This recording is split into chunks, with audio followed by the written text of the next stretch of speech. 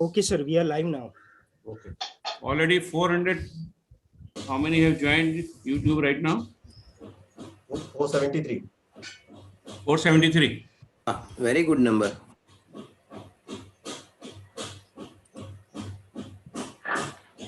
So I am sharing the actual streaming link also again in my circles.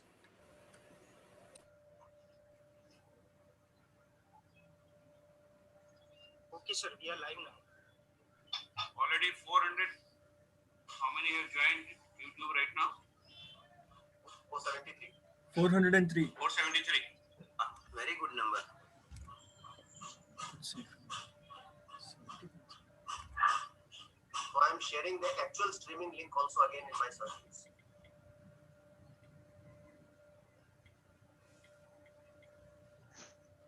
Okay, sir. We are live now. Already 400. How many have joined?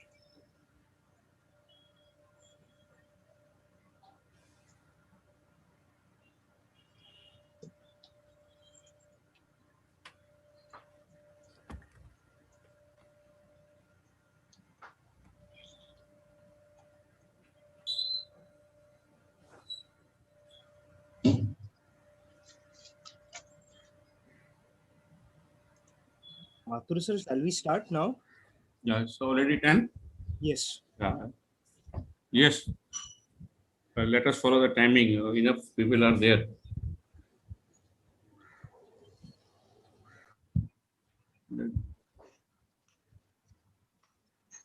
Can we start, sir? Yes, Ashish, I think we can start now.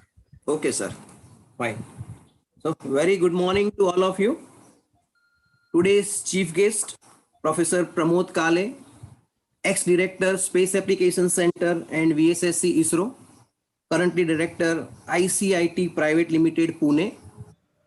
Distinguished speakers for today's webinar, Dr. Arvind Ranade, Dr. S.M. Bhandari, Dr. N.M. Ashok, Dr. Hariom Vats, Sri Ethi Mathur, organizer and founder of ISIE, all ISIE members, members from various societies, all the participants on Zoom and joined through YouTube, students and friends. On behalf of ISIE, myself, Ashish Soni, Secretary Space Society Mechanical Engineers, welcome all of you for today's event, celebration of National Science Day with popular science talk by distinguished speakers. Today, 28th February, celebrated as National Science Day to mark the discovery of Raman effect by India's physicist Sir Chandrasekhar Venkat Raman on February 1928. And for his discovery, Sir Raman was awarded Nobel Prize in Physics in 1930. National Science Day is celebrated to spread the message about the importance of science used in daily life of the people. And for the same, we are also celebrating to spread the knowledge through this online platform. And I'm happy to inform you that we have received more than 1600 plus registration across the country from various societies, science clubs, schools, and more than 250 plus students are committed to join from Tamil Nadu without registration. Also, distinguished scientists and guests invited from various organizations and various centers of ISRO and other industries, they are also likely to join us. This event is organized by Indian Space Industry Exhibitors, ISIE Ahmedabad, co-sponsored by Sunrise Infotech Surat, Agni College of Technology, Chennai, and JCI Balasinur. The event is supported by more than 16 various technical societies, science clubs, NGOs, and our media partner is Sunrise India Samachar, New Delhi. I once again welcome all of you from my bottom of my heart with these lines. स्वागत में आपके हम पल के बिछा के आए हैं, स्वागत में आपके हम पल के बिछा के आए हैं, हाथों में अपने फूलों की माला भी साथ लाए हैं, सविशेष हो आप सम्माननीय आप हो, सविशेष हो आप सम्माननीय आप हो, इसीलिए पृथ्वी के साथ साथ चांद और मंगल भी सजा के आए हैं. Now I request Sri B.D. Mehta is already retired from Space Application Center, ISRO, and worked more than 35 years as a scientist and engineer and head of the EPC division, and currently chief editor for Antriksh Udyog magazine ISI, to present about the ISI activities. BD Mehta.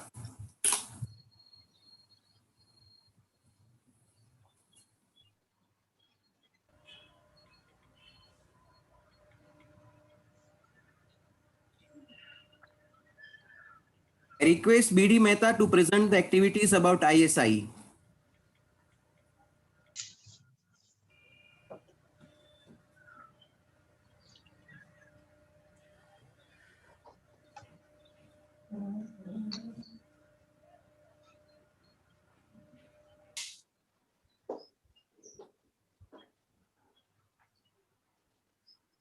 Mehta ji, are you there?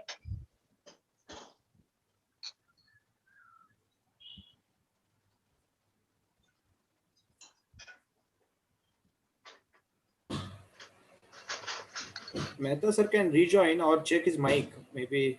Yeah, he's there, sir. Somehow, I think there is some network issue at his end. Let me have a call to Rejoining BD already. Mehta. You can ask him to rejoin maybe. Yeah, he's rejoining.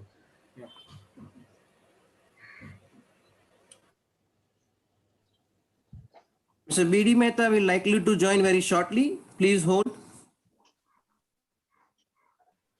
Hello. Yes. Actually, my internet was down. Just now I have connected. Okay. I'm just switching over to the presentation.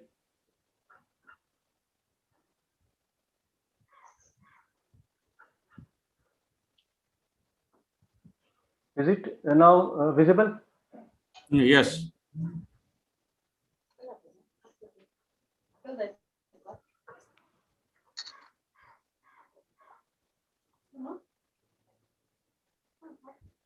Is it okay? Yes. Go ahead.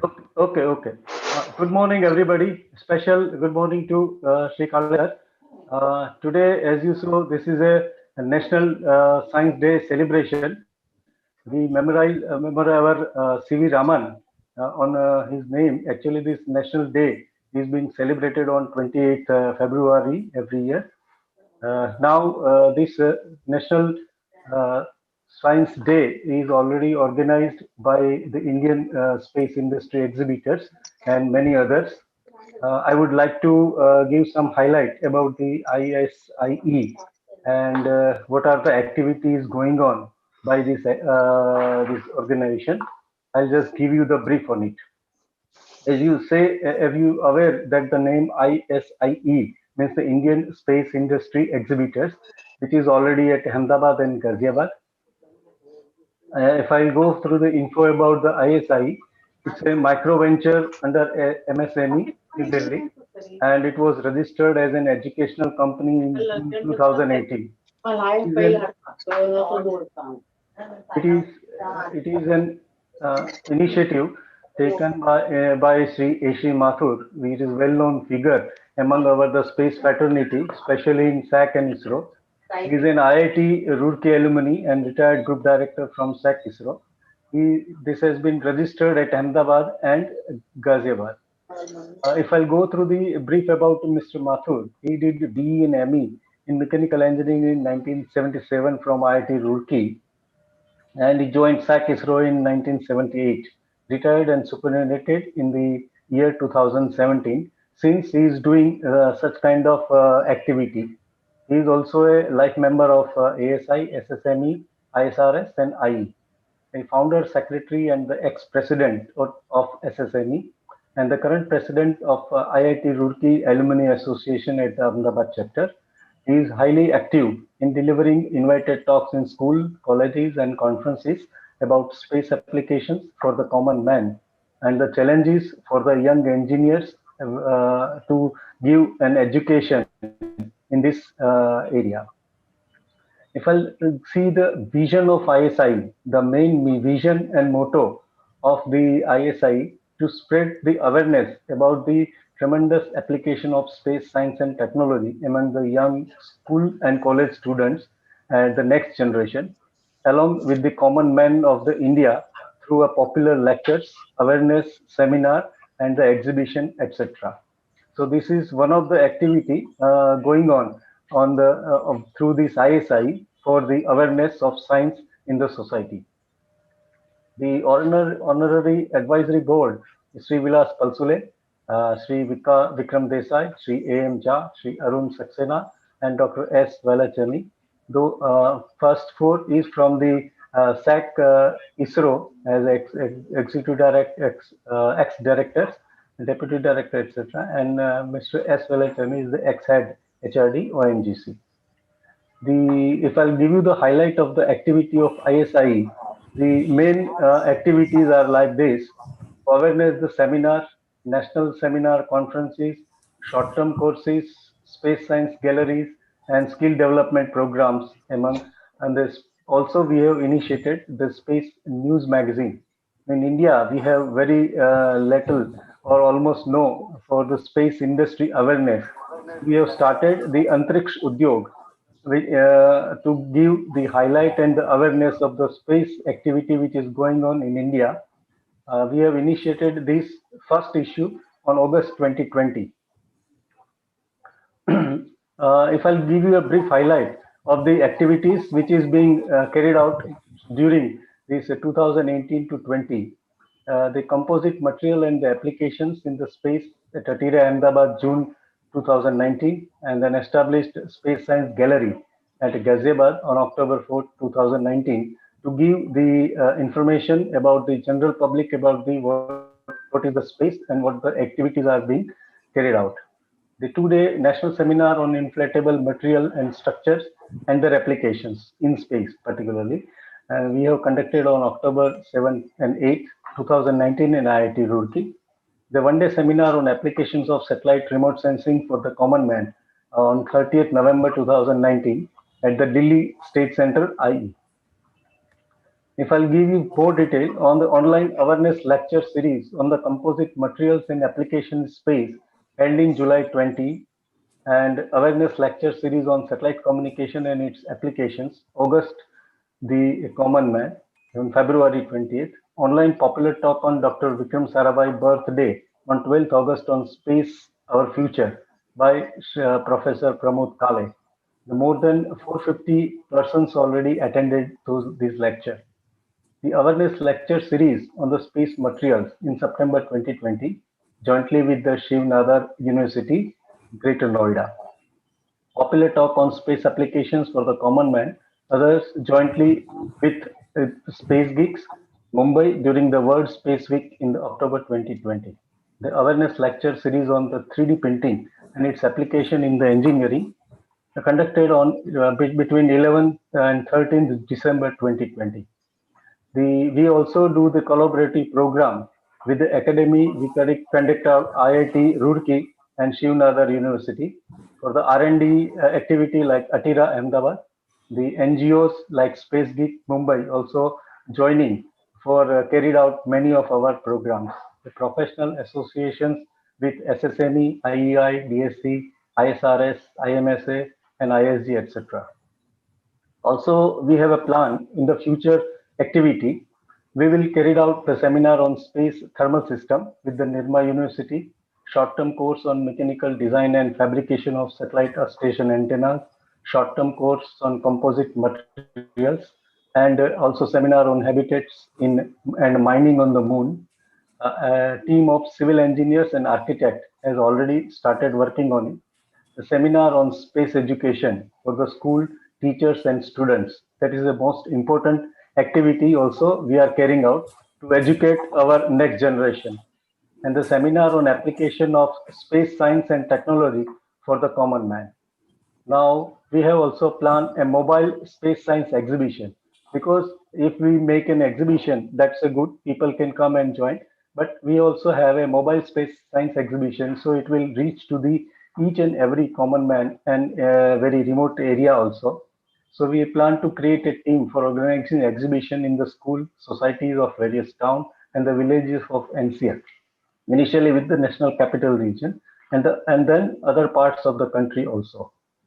The broad topics and subject for the activity we normally choose, it is for the remote sensing and the satellite communication, space material like composite, lightweight, stiff and smart material, advanced manufacturing and design techniques, and additive manufacturing, printing like 3D printing.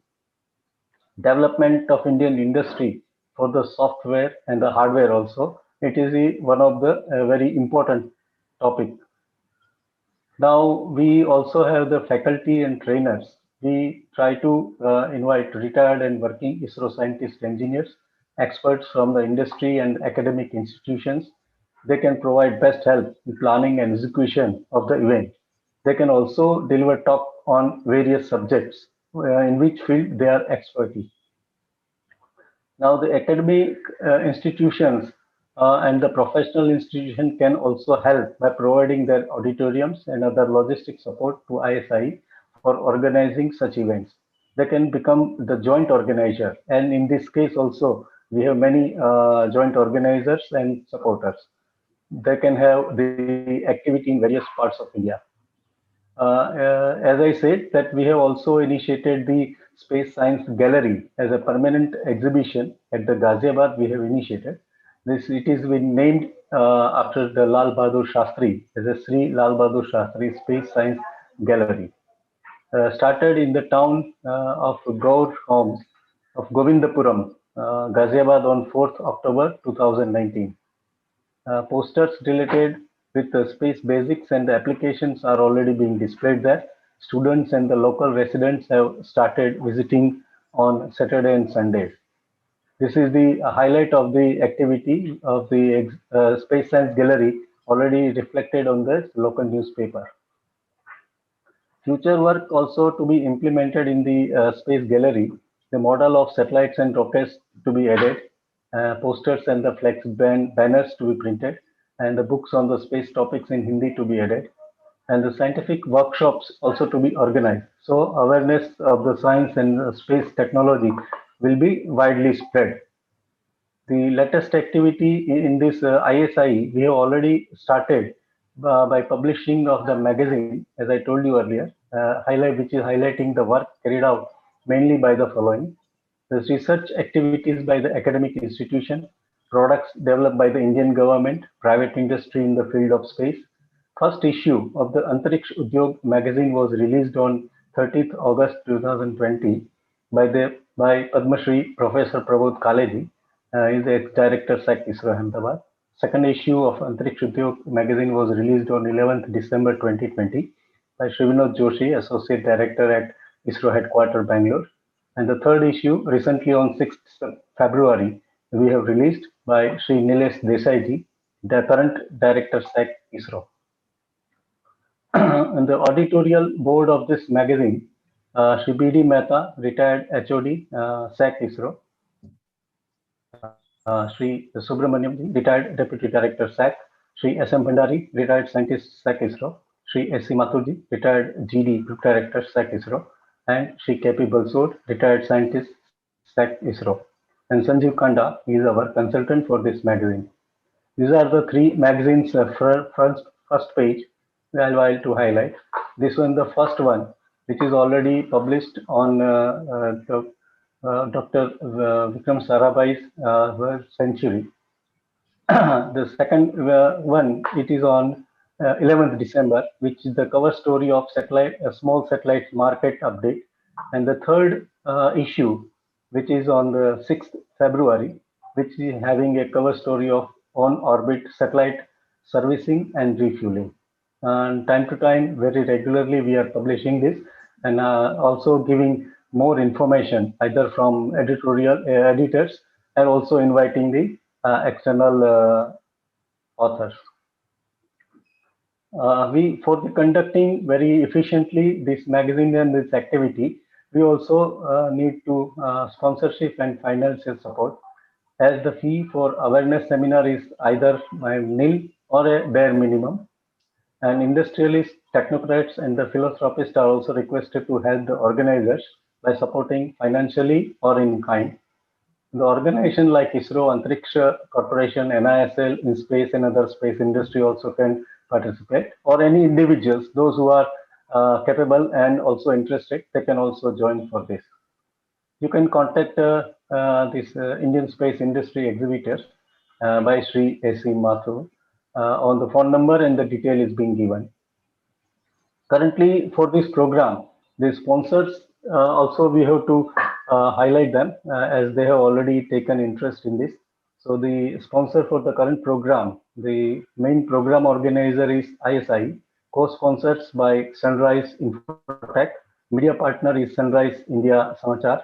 It is already powered all this activity by the Space Geek. The knowledge partners for this program is VIPNet, Saptarshi India, Ignited Minds, Space Society of Mechanical Engineers, SSME, Science SciComm, Broadcast Engineering Society, BSc, Air Robotics, and Akash Ganga, AGCA, etc. Thank you very much. I think it will give a good information about the ISE. If any of you have any questions or any regarding this further information, you can contact Mr. A.C. Mathur. Thank you. I can now hand over to Mr. Ashish Soni. Yeah, thank you, BD Mehta, for your brief introduction about the ISI activities. And yes, I can see that a lot more to go, and definitely you will get support for various activities. Now I request AC Mathur sir, who is already served SAC ISRO for more than 35 years as scientist engineer and retired as group director of antenna division. And again, he is also member of and president of earlier ex-president of Space Society for Mechanical Engineers and the founder and organizer of ISIE also. Still, he is very active and very dynamic. And again, recently in lockdown, he has written a book, First in Space, and it is also available on online platform. One can definitely buy it. It is very useful book. So I invite Sri Mathur sir to introduce our today's chief guest, Professor Pramod Kale. Mathur sir. Thank you, Ashish, for a nice introduction about me. I'm very happy to see Kale Saab here, and I feel proud in introducing Shri Kale sir. Shri Pramod Kale, he born in 1941 at Pune. He did his schooling in Pune city, and he did his intermediate in 1956 to 58. Sorry to interrupt, sir. Yes, sir.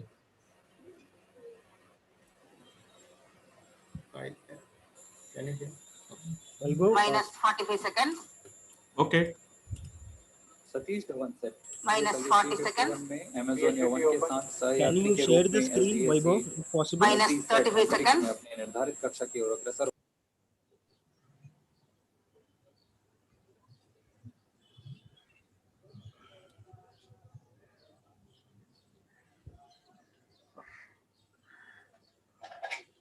Vaibhav, Is it possible to share the screen or to speak? yeah, if possible, if we can share the screen.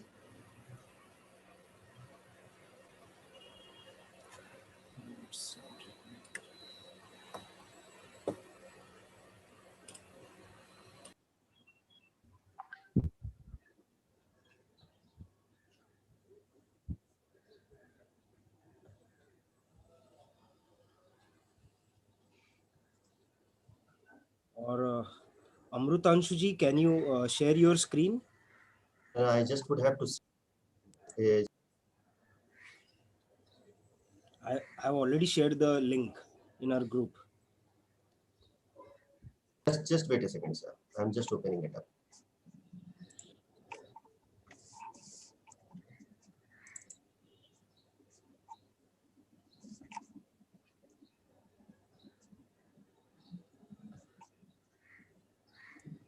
Yeah, it's sharing, but it's taking a bit of a time. Yeah. No problem. Yeah. But I think the stream is not live now.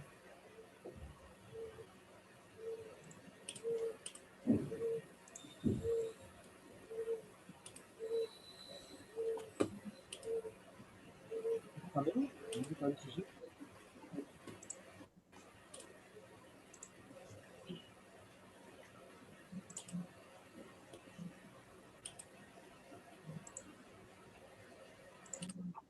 Yeah, Ashish, in the meantime, you can tell audience why this interruption is there, what you want to show.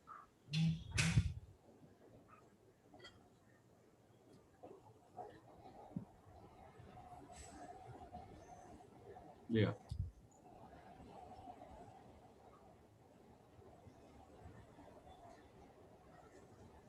So hearty congratulations to we, the people of India.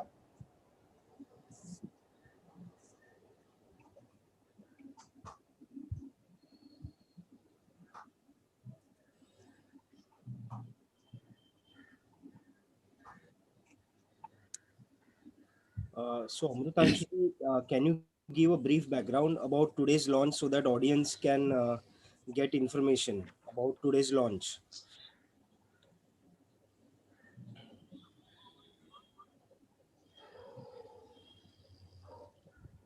Today we are launching the Brazilian satellite, Amazonia, and also some another 18 small satellites.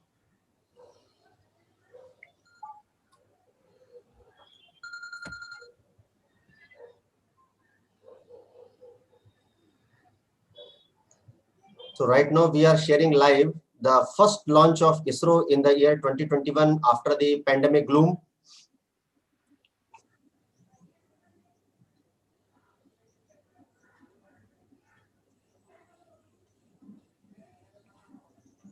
We can see the live launching from directly from Satish Dhawan Space Center, Shar, Sri Harikota.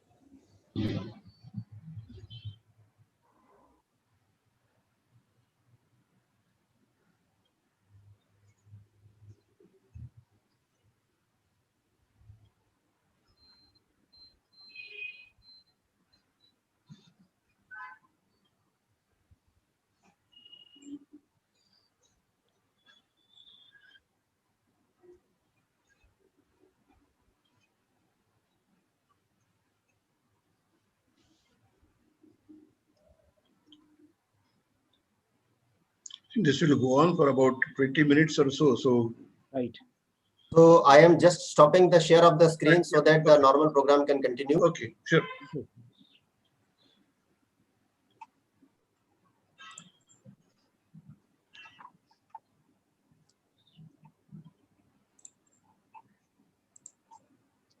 Yes, sir. So now I am putting it back to the host of the day. Now again I request Mathur sir for introduction of Pramod Kale sir.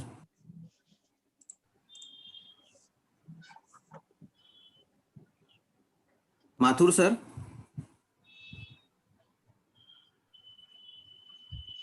Hello. Yes. Yeah, a very good morning to all of you. I feel proud in introducing Shri Kale Saab today. He is our today's chief guest and is going to inaugurate the Popular Science Lecture Series. Shri Kale Saab, he was born in 1941 at Pune in Maharashtra, and he did his schooling in Pune itself and did his intermediate in 1956 to 58. And after that, he shifted to Baroda in Gujarat, that is called as Vadodara nowadays. And he did his BSc in electronics and MSc in physics in 1962 from MSU, Maharaja Shivaji Rao University, Baroda. And after that, he joined ISRO, ISRO in 1962. And got retired in 1994. And Kale Saab joined when our Vikram Sarabhai was there at PRL. So he has worked with him. He had a number of key positions in his career in ISRO. He had a long career in ISRO. Very early stage of ISRO he joined. So we are fortunate that we have got a person who has really worked with Dr. Sarabhai and seen ISRO growing from a scratch. And he joined PRL and worked till Sarabhai till 1971 when and he was initially involved in the rocket launching of ISRO at Turl, Kerala. Turl is our launch pad at Thumba Equatorial Rocket Launching Station, which was established at the coastal area of Kerala. It is near Trivandrum city. And later he was sent to USA for a training, and he held a number of positions in ISRO during his career. Like he was the first project director of INSET-1A project, and then he became the director of Space Application Center, Ahmedabad. So one of the important center of ISRO. Then he was transferred to Vikram Sarabhai Space Center. This is the largest center of ISRO. We have got, I think, around 10,000 people there. And I was fortunate enough to work when he was a project director of INSET-1 project. INSET-1 was India's multi-purpose satellites, which was made by Ford Aerospace. And it was a very complicated satellite, and it was all the design fabrication was done under the leadership of Kalestab. He was project director. He used to sit in Bangalore that time, and I just joined ISRO that time. 78 September, immediately I was involved in this project because we were supposed to make 2 ground stations at MCF Hassan, Master Control Facility Hassan. And Kalesab was controlling the total project. He used to visit quite often from Bangalore. And I've seen being a person from physics background, he has got knowledge of all the subjects, all engineering subjects. And we had a very good interaction. He has got very good reading habits. Still, at this stage, he read a lot of books. And this today's presentation also you can see is from he himself has proposed that this topic will be very interesting for the young students of the country. And he has made all efforts and made more than 45 slides for this presentation. After retirement also, he is very active. He joined initially GWTL as Executive Director at Pune, and I think he is actively involved in education and social services. Currently is Director of ICIT Pune. So we should learn a lot of things from Kalesab at this age also. He is so active. I don't know whether it will be possible for people like us at this age. And he is president of Community Aid and Sponsorship Program. It is an international NGO. Kalesab also got a Hariom Ashram Award in 1975, and Government of India decorated him with a Padma Shri Award in 1984.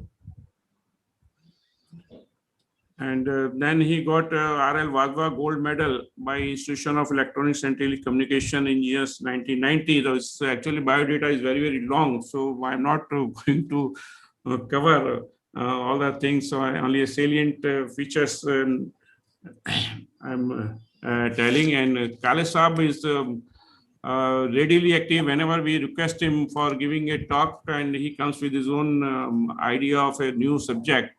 In the August also, we delivered a very nice lecture on Dr. Vikram Sarabhai, and that lecture became very popular on YouTube channel. Thousands of visitors they saw later on after that. And they still say whenever Kalesab lecture is there, please let us know. We will definitely attend in future also. So with this, I will stop here and request Ashish Soni to take over. Thank you. Yes, thank you, Mathur sir, for introduction of Professor Kale. We have already enjoyed his lecture on space and Vikram Sarabhai during this lockdown, August 2020. And it's our privilege that Kale sir is with us as a chief guest, a very authentic and right person for today's National Science Day. Sir, I just want to add one more thing that Kale sir inaugurated our Space Society for Mechanical Engineering in 1988 with a lecture on thermal trends in recent space those days. Today, after 33 years, sir, I am welcoming you on behalf of SSME Secretary also on this National Science Day. It's our privilege. Thank you. And before you give, sir, your talk, I would like to speak 4 lines for you. That जब आपका नाम जुबां पे आता है, पता नहीं दिल क्यों मुस्कुराता है. आपका नाम जुबां पे आता है, पता नहीं दिल क्यों मुस्कुराता है. तसल्ली हो जाती है दिल को, तसल्ली हो जाती है दिल को. कोई तो है अपना जो हर पल दिल से याद आता है. Thank you, sir. Very good.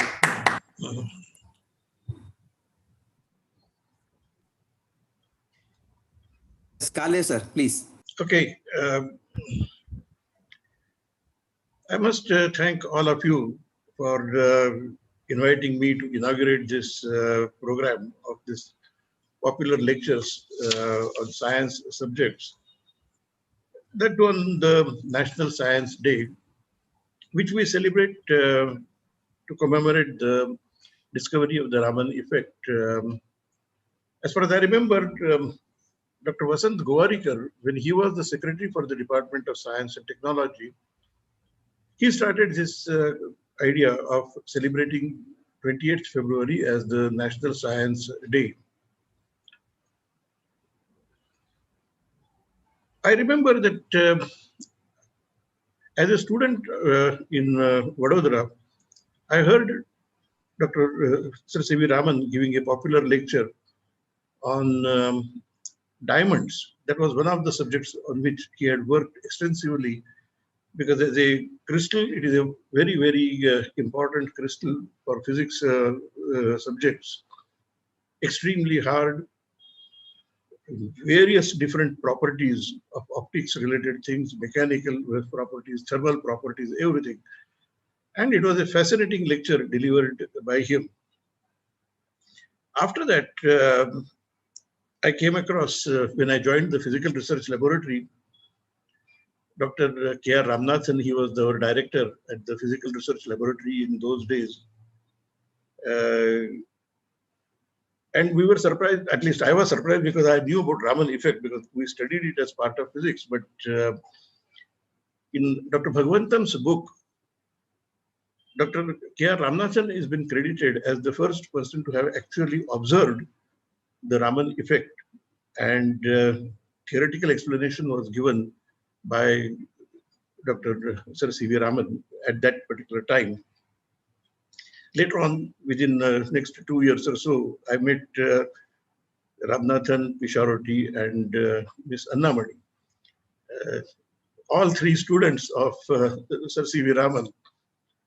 And later on only I came to know this kind of a thing, that whenever they used to talk about professor, for them, professor meant only Sir C.V. Raman. Whenever they used to talk about professor and what they learned from professor. Very early, I was reading the first, some of the very early papers of Sir C.V. Raman. And what really intrigued me was his, at a very young age, I think 10 years even before Raman effect, whatever he wrote about, he had written about why the ocean is blue.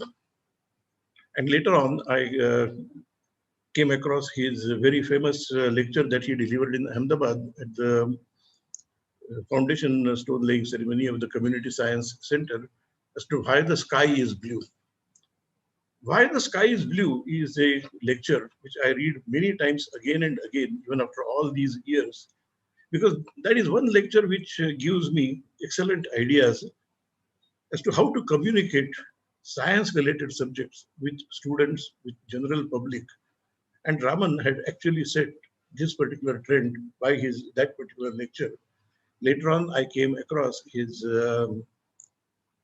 entire collected works of Sir C.V. Raman, 6 volumes, and it is an absolutely fantastic thing to keep on reading about it. And when I had finished reading those volumes, our people at the Space Application Center had asked me to talk about at the Indian Society for Remote Sensing.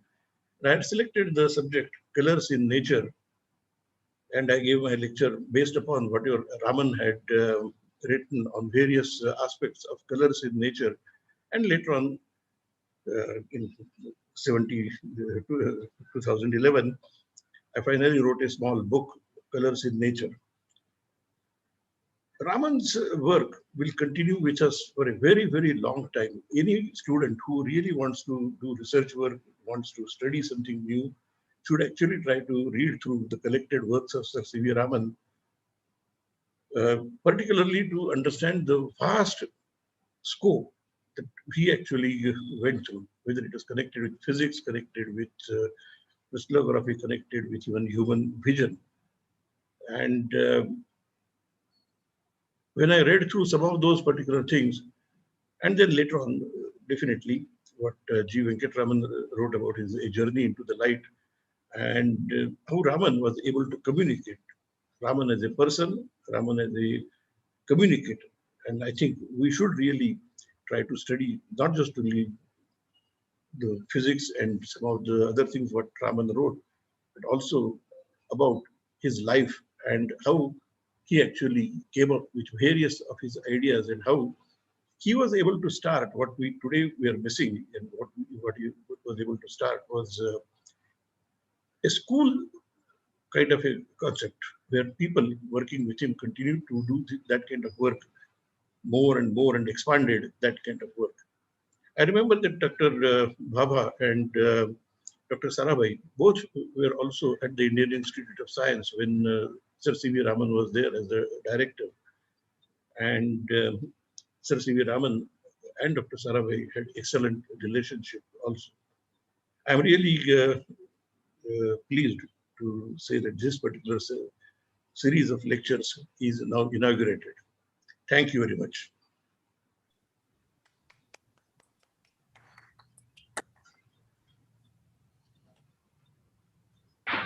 Hello. Yeah. Thank you, Kale sir. The inauguration today's popular talk. And now I invite VK Jain sir, who also has served 35 years for SAC ISRO and retired as head of the department for Channel Amplifier Division. And right now he is president of Broadcast Engineering Society, BIS Ahmedabad chapter. And I invite him to propose vote of thanks. Sri VK Jain sir. Okay, thank you, Ashish ji. Namaskar, very warm. I am audible, sir? Yes. Okay. Namaskar, very warm and cherished good morning to all. Respected chief guest of today's National Science Day celebration event, Padam Shri Professor Pramod Kale Sahab ji, ex-director, Space Application Center, ISRO Ahmedabad, and also Vikram Sarabhai Space Center, Trivandrum of ISRO. He is currently director of ICIT Private Limited, Pune. Other online dignitaries in inaugural session, Shri A.S. Mathur ji, retired group director, Space Application Center, ISRO, and managing director of Indian Space Industries Exhibitor, ISIE, Dr. Arvind Ranade, senior scientist from Vigyan Prasar, Shri V.D. Mehta ji, ex-scientist from Space Application Center, ISRO, most valuable invited guests, professional, academicians, seniors from ISRO, PRL, and esteemed speakers of popular talk, Dr. S.M. Bhandari, ex-scientist, Space Application Center, ISRO, Dr. M.N. Ashok, retired scientist from PRL, DOS, Dr. Hari Om Vats, retired scientist from DOS, enthusiast participants from various school, college, institute, organization, and industries. The event sponsorer, Sunrise Infotech Surat, Agni College of Technology, Chennai, JCI, Bal Senior, and various supporters for webinar, Space Society of Mechanical Engineer, Space Education Research Foundation, Broadcast Engineer Society, Ahmedabad chapter, Gyan Shiksha Trust, Ahmedabad,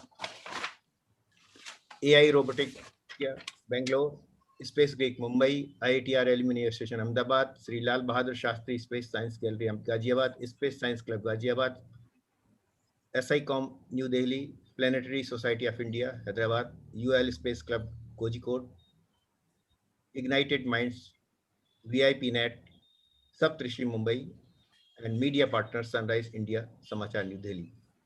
It's difficult to name all here. I beg an excuse and apologize if I missed few names here. Very warm good morning to all. It's my privilege that I have been given an opportunity by ISI to offer a vote of thanks on this occasion of Galaxy of August gathering of about plus 1600 registered delegates on the Zoom platform and live streaming on YouTube from different parts of the country, who have joined in the popular science talk on most fascinating, mysterious, evergreen subjects pertaining to entire universe, galaxy, and beyond topics like black holes, total solar eclipse, observation, amazing world of variable star, exploration of the sun, the nearest stars in our galaxy, in order to celebrate the National Science Day for the remembrance of our beloved Nobel Prize laureates in physics, Bharat Ratna Sir C.V. Ramanji. It's a really unique opportunity to learn and interact with prominent personality from ISRO, PRL, and DST. Thanks to all speaker, dignitaries, participants, invited guests.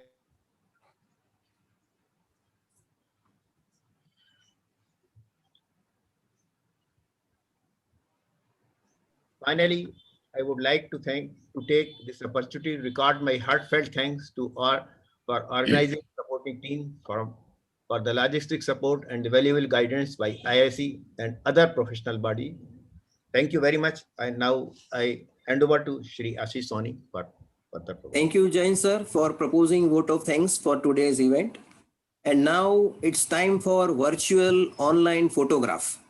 So I request Amrutanshu, have a click. I request all the dignitaries on online dais to switch on their video mode if they are not switch on. I request all of you to switch on your video mode. And I request Amrutanshu to have a screenshot for this today's event for our memory. It will be a great moment that we are having a group photograph on online platform. Please make yourself online to have a photograph. Yeah, Chintamani also, I think he will take some photographs. Yes, I'm also taking. Sir. Okay. Yeah, Chintamani. Yes, okay, fine. Bharat sir, please see on a little bit low, sir. Yeah, thank you, sir. Mathur sir, thoda niche dekhiye. As a photographer, I can just guide all of you. I can see all of your faces. And let's have a big smile on our face and cherish this moment of National Science Day. Done I have clicked the image. I think at the same time, Amrutanshu Chintamani has also clicked the event. So thank you very much. And now we are entering into phase 2 to begin our talk. And I invite Amrutanshu Vajpayee, who is a student of astronomy and astrophysics, computer science, and founder of coordinator and igniting of VIP Net Club. So I request Amrutanshu to invite and introduce first speaker, Dr. Amit Rande. Over to Amrutanshu. So good morning, India. And first of all, wish you all a very happy National Science Day 2021. A good day for us to celebrate amidst the ongoing COVID pandemic ever since past 1 year. So at the moment, as I can say, that the main objective that has already been told by the esteemed dignitaries, our Pramod Kale sir, A.C. Mathur sir, already, that the main objective of the National Science Day is to bring the awareness amongst the masses about the importance of the science and technology in our daily lives and encourage them to popularize the science and technology daily in our daily lives. And as goes the theme of the National Science Day 2021, the future of STI impacts on education, skills, and work. So who can be a better person other than the first speaker of the day in the form of Dr. Arvind C. Ranade, who is a working scientist for astronomy and space science communication and popularizing from the Department of Vigyan Prasar, working as a scientist F, Division Head Astronomy and VIPNet Network of Clubs under the Government of India Department of Science and Technology. Dr. Ranade did his PhD in astronomical spectroscopy from Inter-University Center for Astronomy and Astrophysics, Ayuka, Pune.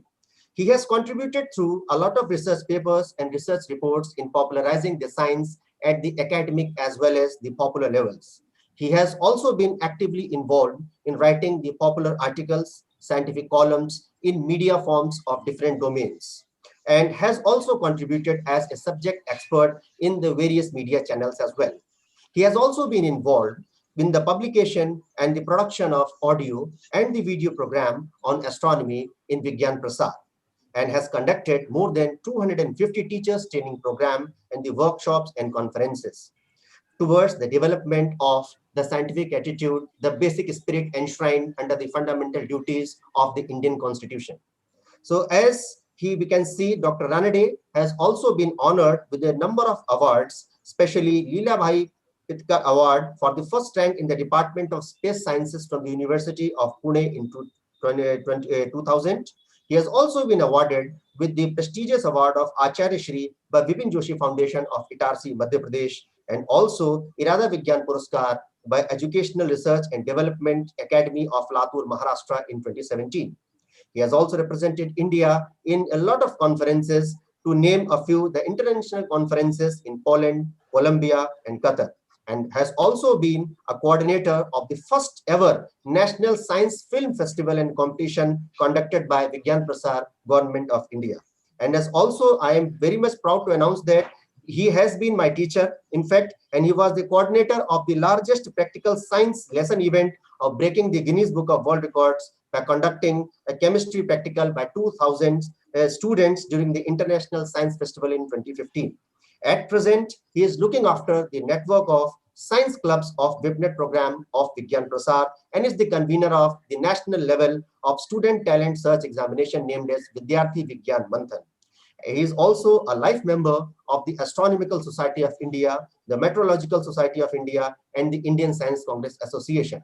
So as we can see today, we are here to celebrate the achievements of the Indian scientists and also the people who have forged this India of the modern day times. So without further ado, I would welcome on this digital dais with a digital round of applause our honorable esteemed guest first speaker of the day, Dr. Arvind C. Ranade. जैसे कि हम सभी जानते हैं कि हमारा भारत संविधान में सर्वप्रभुत्व संपन्न समाजवादी पंथ निरपेक्ष लोकतंत्रात्मक गणराज्य कहा गया है, तो उसमें जो प्रथम शब्द आता है सर्वप्रभुत्व संपन्न, उस सर्वप्रभुत्व संपन्न की संप्रभुता को बनाए रखने के लिए विज्ञान और तकनीक का एक अपना ही महत्व है। इन्हीं शब्दों के साथ मैं इस वर्चुअल मंच पर आवाहन करता हूं हमारे आज की व्याख्यान माला के प्रथम वक्ता डॉक्टर अरविंद सी रानाडे का, और मैं अपने सभी गेस्ट से जो हमारे व्यूअर्स अलग अलग प्लेटफॉर्म्स पे हमको सुन रहे हैं उनसे मैं निवेदन करता हूं, सादर सविनय निवेदन करता हूं कि कृपया अपने जो भी क्वेरीज हैं वो हमारे YouTube लिंक पर समय समय पर पोस्ट करते जाएं। हमारी तकनीकी टीम उनमें से जो relevant queries that are relevant to the today's talk of the day by doctor Ranade, we shall address to them later in the time, and if not all, we shall take those queries which are particularly related to the talk. So over to Arvind Ranade sir on this digital platform with a digital round of applause. Thank you, Amritanshu. Before I could proceed, I really would like to give a compliments to the Pinnacle Institute of the India ISRO for a successful launch of today's mission. And with this, I also would like to congratulate and give the compliments to Indian Space Industry Exhibitors, who is the primarily main organizer of this today's function. And of course, Amritanshu, yourself, and there are other institutions and organizations joined them to really take the message of science to the people.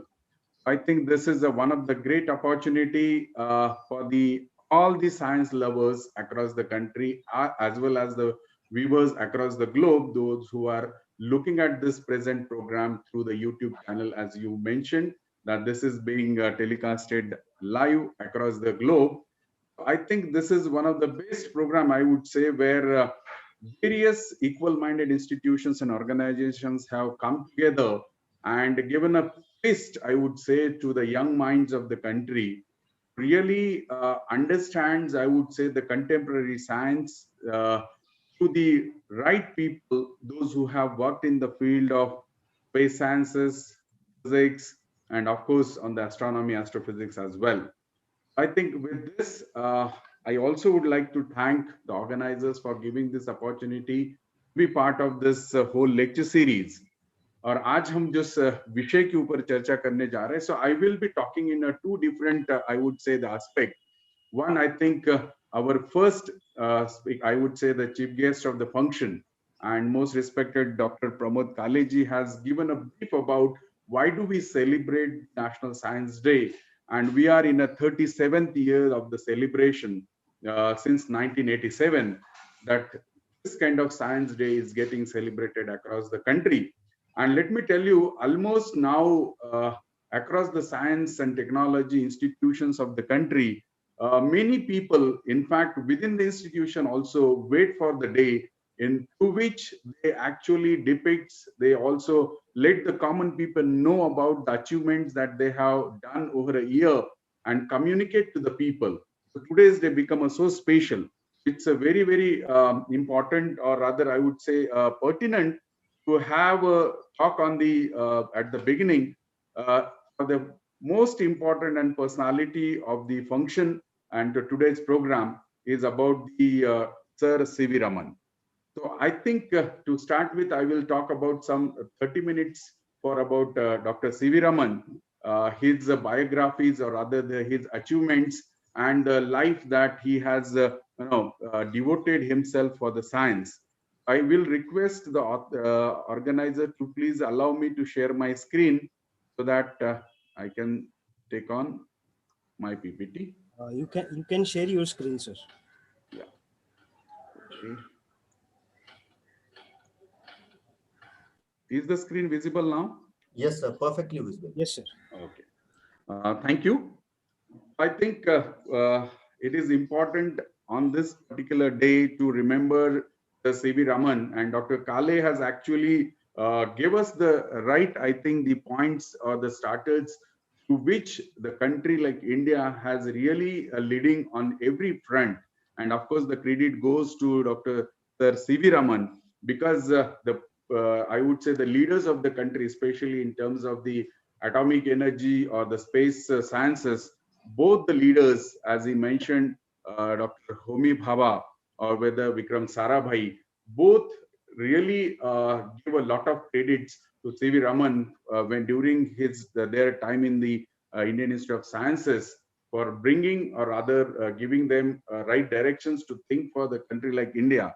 And Dr. C.V. Raman is one of the best example to understand how our own countrymen or rather everything relates to science can be really done to our own land, where whether it is an instruments, whether it is a laboratory, whether it is an intelligence, everything I would say was from the India.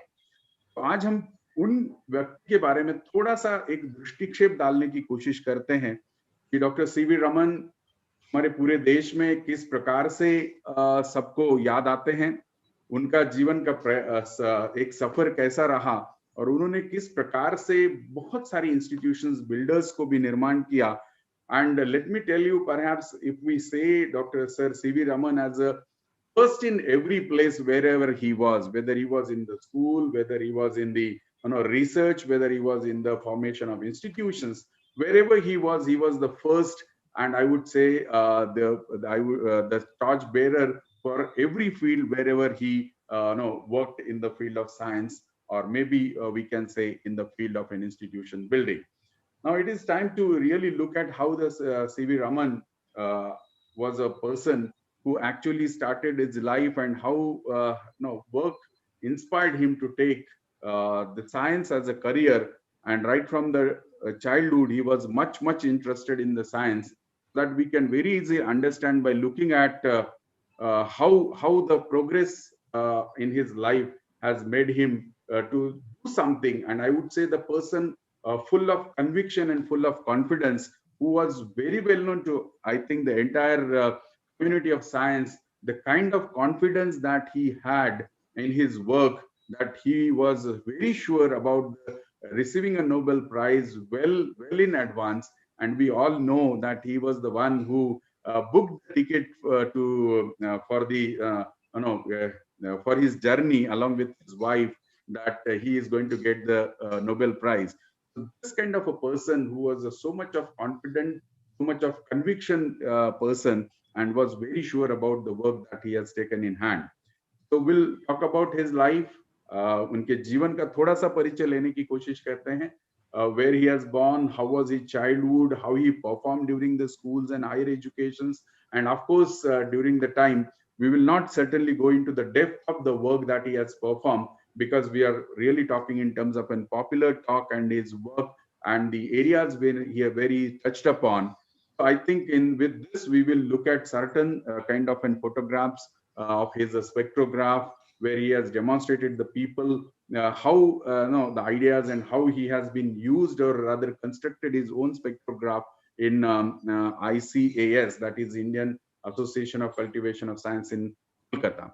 To start with, if we know about him, his name was Chandrasekhar Venkataraman, who was born on the 7th of November 1888 at the Trichy, that is Tiruchirappalli in the state of Tamil Nadu, as we know today.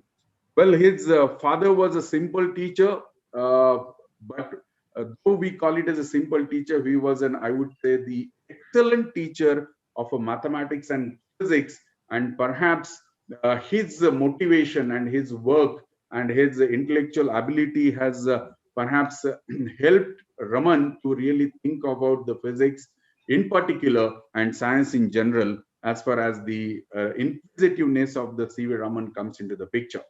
And his mother was Parvati Ammal, who was, I would say, a housewife, but very great inspirer for the Raman to think. And of course, he was the second child of his parents. And but very important to understand that he was very, very, I would say, the intelligent guy in the whole family, because if we look at his progress in the primary education, then no doubt he excelled in even in the matriculation, or what we call it as a 10th standard or 11th standard at very early stage. And of course, he comes from a very, I would say, the kind of an traditional Brahmin family. So of course, being a traditional culture in the house, he respected the whole culture, being a vegetarian for throughout his life. And of course, he was not very staunch kind of I would say the fundamentalist, but nonetheless, he neither opposed to any of such open-mindedness of the family members, but he was very, very respectable towards the every religion in the society as well. Now, if we look at his primary education, वो 10th या 12th standard की अगर आज के परिप्रेक्ष्य में बात करते हैं, तो इफ वी रिमेंबर, अगर कोई 10वीं पास करता है तो his age or the child's age will be around 15 years. But if you look at the Raman, he got the 10th standard at the age of 11. And when we look at the 12th standard, well, that time it was not an HSC, as we call it, as an higher secondary education certificate. That time it was called as an FA, which is equivalent to the 12th. But look at the time when he got that exam completed, was only 13 years child. So the kind of ability, the kind of work, or the capacity the boy had was enormous, and by which he got the 12th standard passed out at the early age of 13. Well, of course, after receiving 12th, he was all the time the topper, the gold medalist. And of course, that made him again to really go for the higher education. But if you remember, his actual school education was in the Visakhapatnam, because his father was shifted from the Tiruchirappalli to the Visakhapatnam as a teacher in M.V. Narasimha Rao College. And he was, as I said, like he was a teacher of physics and mathematics, which perhaps helped him to be a very good in both the topics or both the subjects. And of course, being an intelligent boy in the whole school or in the whole society, many people have really thought of the child to be a bright forever. And of course, after he completed his 12th, it was a coincidence that his father was also been offered as a professorship in the Presidency College of Chennai, today's Chennai, that time's Madras. And then he also joined Presidency College for his higher education, wherein he completed his BA. That time there was no classified BSc or BCom or any kind of a degree, but there used to be a bachelor.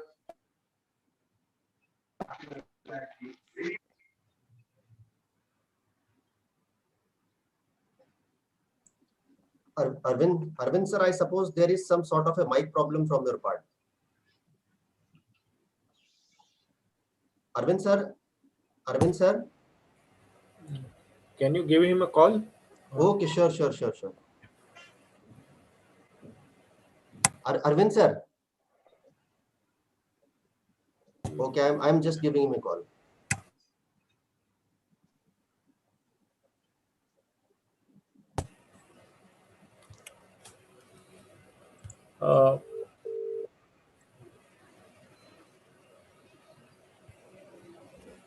Arvind sir, can you hear us? Hello, sir. I am just contacting him. Yeah. I think he can't hear us. Maybe. Yeah. Maybe he lost his speaker and mic both. Maybe internet connection went down. Yeah. His video is clearly visible. Just wait.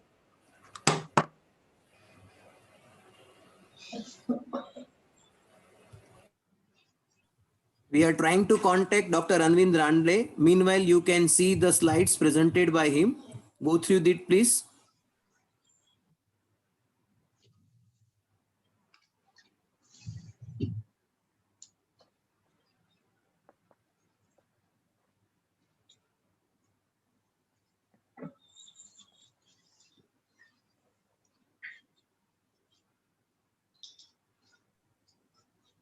Rightly, you can see the Yeah, so actually I just Sir Raman's work, that you can see that Sir Raman को छात्रवृत्ति से भी सम्मानित किया गया था और उन्होंने अपनी मास्टर डिग्री अध्ययन करने के लिए प्रेसिडेंसी कॉलेज में रहे और उसी वक्त उन्हीं की उत्कृष्ट क्षमता को पहचानते हुए उनको लेबोरेटरीज में भी अनलिमिटेड एक्सेस की परमिशन दी गई थी।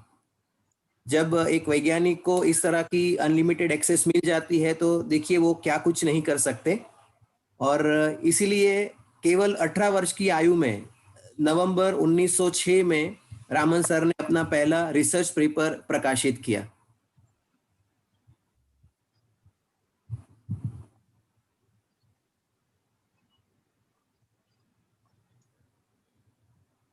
उसके बाद उन्होंने अपना जो पूर्ण समय जो है वो गवर्नमेंट एडमिनिस्ट्रेटर के रूप में निभाया और पार्ट टाइम साइंटिस्ट रहे। Yeah. So Arvind sir is mending his screen right now. So he is doing the course correction. Actually, there is some audio error from part of Arvind sir. Correct. Back now. Sir is back. Arvind sir, still audio is not available. So we are not able to hear you. So if you want, you can join from your mobile device also. You can keep on screen sharing from this and you can speak from your mobile. Correct.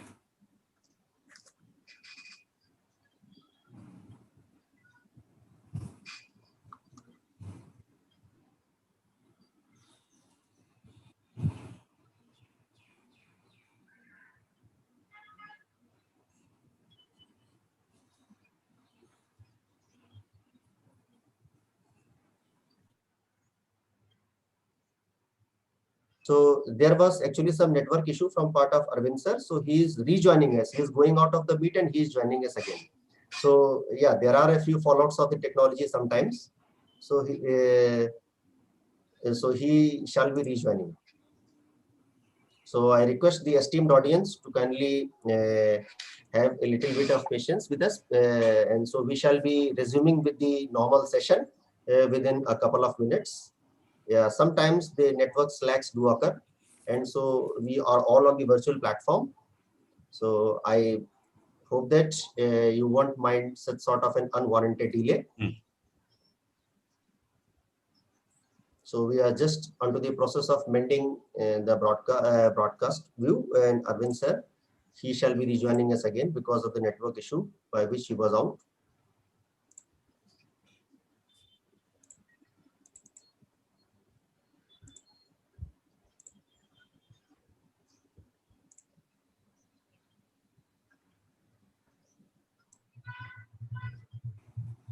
Am I audible now? Yes, sir. Perfectly audible now, sir. Yes, sir. Yes, Sorry, perfect. I do not know to what level people have heard me. No, But we can will- I share again? No, we During will, this kind of session, it may happen, sir. You can continue with current slides, sir. Please. yeah, Okay, fine. actually, while your audio was lost, no need to worry. Our Ashish ji had taken up from there, and he was simultaneously explaining it so that it comes on in sync. Fine. So shall I continue? Yes, Yes, sir. sir. Please go ahead. Thank you. Thank you so much. So basically, I was trying to tell you that Dr. C, well, we call him C.V. Raman, but at his early age, we can always refer him as a Raman. So when I was talking about his work in 1906 and 7, when he was just an students of a postgraduate, or what we call it as an MA, his research work, which got published in the highest reputed journal that time, what we really know about is in the magazine, or a British magazine named Philosophical Magazine.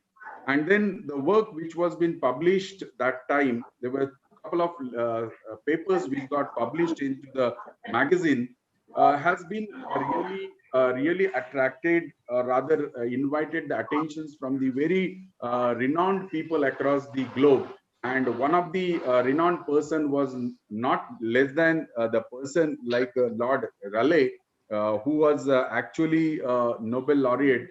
And his paper was just in the same issue in 1907, in which he after looking at the paper that C.V. Raman has published, he started thinking that the person author is of the level of professor, and he started referring C.V. Raman as a professor.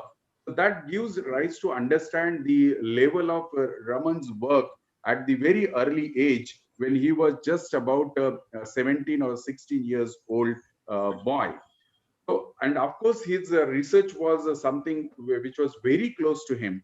And then, of course, being part of it, he completed his master's. And as any typical person, what we could understand, that after completion of a master, and if the boy or girl is so much of an dedicated or a high quality work is being performed, then obviously even in that time there were not much scope available in the India to do a higher education. And then there was a suggestion that he should go to the England to go for the higher studies. But of course, when the investigation performed on him, it was realized his health is not that great, where he can sustain the cold at the London. And then he was being discouraged not to go to London. However, during he and in his future, he referred to that as something was him. He was not really fascinated to go to the Britain to do the research, and he felt like that has made him to think more about what he or can do in the India. And of course, in the typical homely atmosphere, the whole family members also started making him realize that it's time for him to think about the marriage. It's time to think about his future. And of course, his elder brother, he has made it sure that he really think for a job. And then, of course, he was being asked to go for the examination. And of course, that time, the most prestigious exam was the civil services. And of course, he gave the civil services exam, especially in the finance department, what we call it as the Indian Finance Services. And of course, no doubt, he again stood very first in the IFS as well. And then being the topper in that, he was again been appointed as an assistant director general in the Indian Finance Services. And that made him to shift himself from, let us say, Madras to Kolkata. And I think the major change in his life has come to the important, I would say, the stage that when he was doing the job in the as an assistant accountant general in the finance department, he used to go by the tram. I hope most of you know, Kolkata में आज के दिन में भी वो tram चलते हुए हमें दिखाई देती हैं, और उस ट्राम से बैठ के वो ऑफिस जाते थे. तो उसी रास्ते पे जो हमारा world that times the most famous institution named as an association for the cultivation of science, जिसका निर्माण 1876 में किया गया था, उस इंस्टीट्यूशंस के दरवाजे के सामने से जब वो ट्राम निकलती थी, एक बार उन्होंने सोचा कि इस इंस्टीट्यूशन में जाके मैं देख तो लूं कि किस प्रकार का काम यहाँ पे होता है. And then when he was visiting that, he has realized that the ISCS campus or the institution has a wonderful instruments, and there is a scope for him to do contribute in the science. And then he went to the ISCS, and then after going there, he met there with the peoples in the ISCS. Like for example, he met the Sarkar, Amritlal Sirkar, and then the secretary of the ISCS, that is Indian Association of Cultivation of Science, and of course the executive member of ISCS.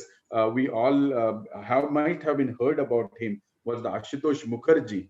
And when he discussed about the passion, the work that he has performed in the early years during his time in the Chennai, that made all of them think that there is a possibility that this ISCS will have a very good days because of the C.V. Raman. And then C.V. Raman started started working in the ISCS, and of course not in the daytime, because he was the full-time job holders at the Indian Finance Services. And then he used to be in the ISCS after the office hours. He used to work in the ISCS, and of course that time his interest was also built up into the acoustic and the sound, as we all know. And in fact, that's the time where he got into interested in understanding the various aspects of the sound and the various aspects of the what we call it as a musical instruments, whether it is a mridangam, veena, many things. And he started to understand the nodes and the science of these nodes, I would say. And then during that time, and of course, if you look at the progress in the science at that time, and that was the time where even the nature of the light was also been in the forefront for the discussion. अगर आप सबको याद भी होगा 1905 या 1905 या 6 के आसपास जब आइंस्टाइन को भी नोबेल पुरस्कार मिला था, उसी समय अगर आपको याद होगा उनको ड्वेल नेचर ऑफ लाइट की वजह से ही मिला था. So basically, the whole community of science was debating and as well as struggling to really come to some consensus whether the light is to be considered as a particle or a wave in nature. And that debate and that work was in the progress. And of course, sound was also been a part of a wave in nature. So sound waves was also been part of our discussions. We all know it's nodes, antinode studies were going on. A lot of mathematical deliberation was also happening. If you remember in the physics, like a sound, it's a first harmonic, second harmonic. Everything, every whole science at the global level was also talking about the forefront areas of physics. And during that time also, he was engaged in that. But now, as he was doing that work, he started realizing that his interest is not actually in any civil services, and his more interest is toward the science. And of course, when he realized that his work is becoming his passion, and at the same time, during his time in ISCS, he has also been become a good author. He started writing a good amount of publications. And in fact, one of the first paper which was published by C.V. Raman was on the Newton's rings in a polarized light, which was published in the Nature that time. And that made Ashutosh Mukherjee and other members to realize that Raman is an extraordinary personality, and can we offer him a good position? And then the dream come true for the C.V. Raman, and that was the period of 1917. 1917 के आसपास जब उनको मुखर्जी और उनकी पूरी team को समझ में आया कि C.V. रमन जी का काम जो है वो बहुत ही उत्कृष्ट दर्जे का है, so then they, without hesitation, they offered him to be an honorary professor at university, as well as honorary secretary of an ISCS to join as a full-timer. And of course, if we look at the financial resources, then of course C.V. Raman को ये भी मालूम था कि अगर वो Indian Finance Services को छोड़ देंगे, so the salary that he has to work will be almost half of the salary that he is going to get if he is going to join the ISCS or for that matter professorship in the University of Kolkata. And without hesitation, he realized that his first love is the science, or especially the physics. And then he, without hesitation, he left the job in 1917, and he straight away become a full-timer as an Palit professor. Palit was one of the financier for making the ISCS, and there was a chair which was been named after him to be a full-timer as a professor in the university. And then he become a Palit professor in the University of Kolkata to join and become a full-timer researcher at the University of Kolkata. Now, during that time, if you look at the work that he was looking and he was performing, he has realized that a lot of work has been performed in the sound and acoustic. At the same time, there was a lot of deliberations were also happening on the various forefront of the physics. And he being a much dedicated and passionate for the science, of course, there was a lot of possibility that many students were interested to join him. And of course, Ashutosh Mukherjee also requested him to take certain students for the higher studies. And then the C.V. Raman put on a one condition that he is going to join as a Palit professor, but the only condition is that he will not have a regular teaching. अगर आप सब समझते ही होंगे, किसी university या college में अगर आप प्रोफेसर बन के जाओगे, तो आपको बच्चों को पढ़ाना होगा जिसमें MSc या हायर एजुकेशन के स्टूडेंट्स होंगे.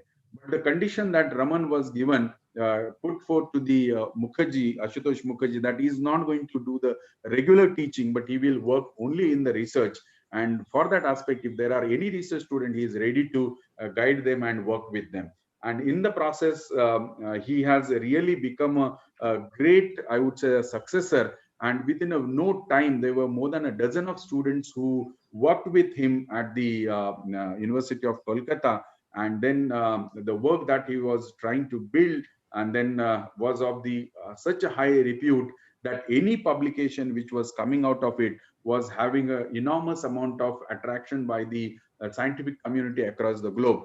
सबसे important बात यहाँ पे समझने के लायक यही होगी कि उस समय आज के जमाने का समय नहीं था जहाँ पे आज इंटरनेट और इलेक्ट्रॉनिक मीडियम्स हमारे पास हैं.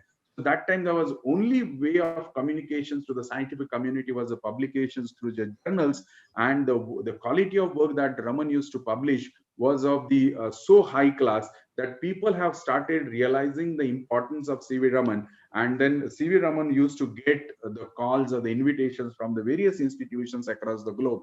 And in one of that, he decided to go to the University of Oxford based on the invitation. और आपको ये समझने में बताने में भी एक समझ सकते हैं कि सीवी रमन जैसा व्यक्ति जब ऑक्सफोर्ड यूनिवर्सिटी में चले गए तो उनके होस्ट कौन थे. तो उनके होस्ट थे जे थॉमसन और लॉर्ड रुदरफोर्ड, जिनको नोबेल ऑलरेडी मिला हुआ था.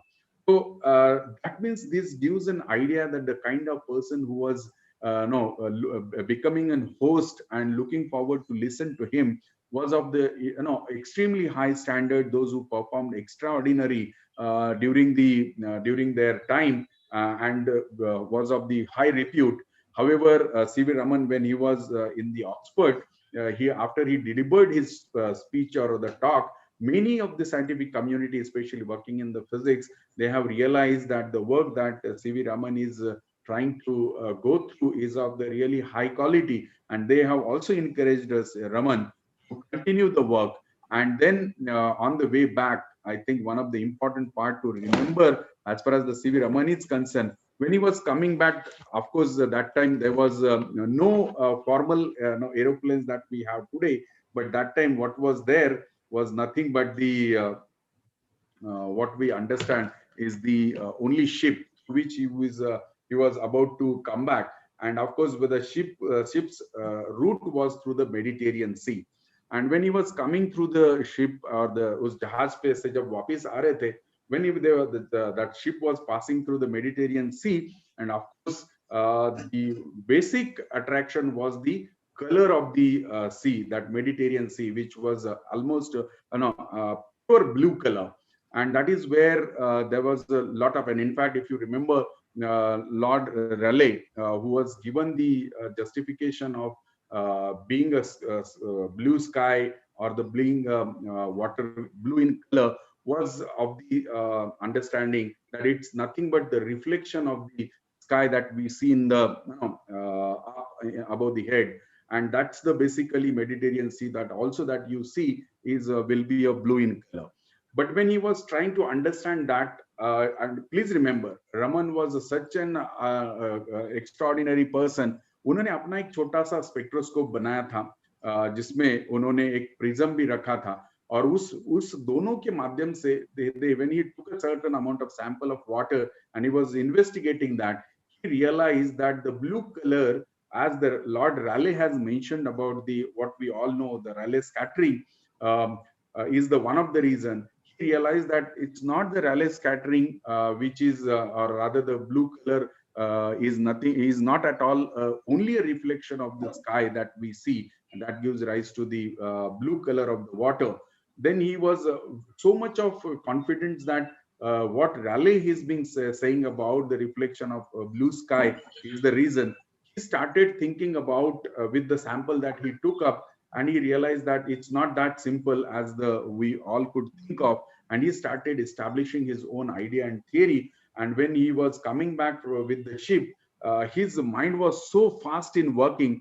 वो ship में जब आ रहे थे, that time only he wrote a paper, and after coming back, when he landed in Mumbai and was planned to go back to Kolkata, then he found out that the work that was being need to be understood, why the color of the sea is blue will not only have a contribution to the sky, and he gave a new idea that there is something different, there is something different kind of a scattering is involved, which is not to be only explained by the Rayleigh scattering, which we all perhaps know about, what we call it as an elastic scattering. What is elastic scattering? To just tell you that when the incident light comes with a certain frequency or wavelength, the same kind of a frequency will be reflected. That's what the Rayleigh scattering talks about when it hits to the particles. And when it was investigated, he felt that it's not the only that reason.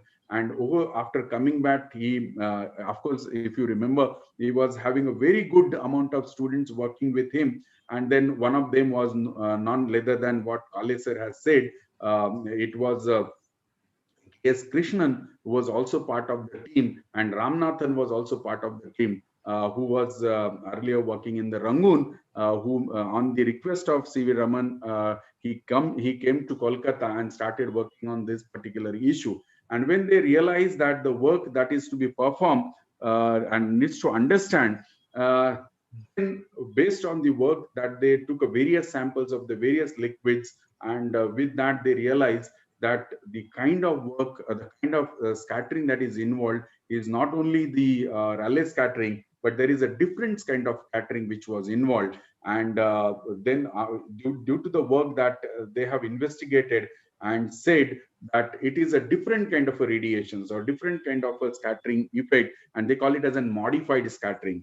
And that modified scattering was been published in the various research papers. And by that time, he has also realized that we need to have our own research journals as well. And he started the Bulletin of Indian Association of Cultivation of Science in 1900 or so. And that was also another kind of a platform through which his work was getting communicated to a lot of people across the globe.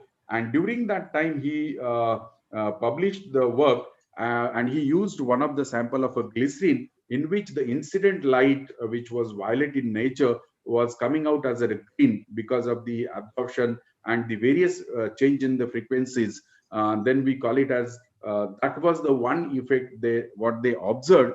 And of course, they were struggling for a proper mathematical justification of those change in the frequencies. And that was the same time if you, again, that is the history of the science. If you look at it, the Compton was the another well-known physicist who also got the Nobel Prize just a couple of years before, and he gave that as one of the area through which this kind of scattering can also be explained, in which the change in the frequency of the radiations can be understood. And that clicked the Raman, and he said that now, as far as the change in the frequencies of the radiation is concerned, the Compton's effect has a good potential to give the change in the variation of the what we call it as the frequencies. And then he has come up with the beautiful solution of those scattering, where is anti-Stoke and Stoke frequencies that was been there, what we call it as an inelastic scattering. And that paper, wherein he was so confident about it, and then when they performed this experiment, let me tell you, it was exactly 28th of February 1928, on which day they thought of taking the spectra and understand whether what the theory talks about, whether the observationally also it is having an evidence.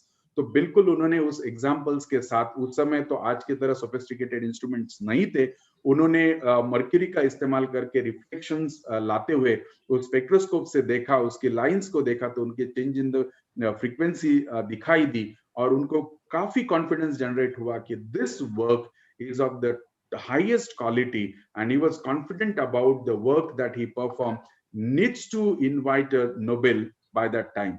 And that work was happening since 1927. So he was very positive about getting the Nobel Prize.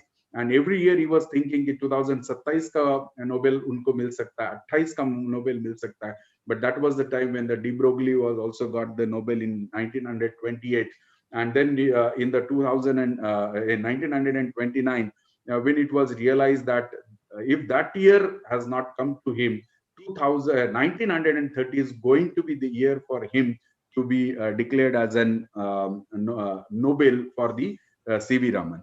And one of the important aspects to realize in the whole process, if you look at the history of the science, Rutherford was another person who was a very strong supporter of C.V. Raman's work. And Rutherford, Lord Rutherford, as we all know, the person who again got the Nobel Prize in 1919, was a great supporter of C.V. Raman's work.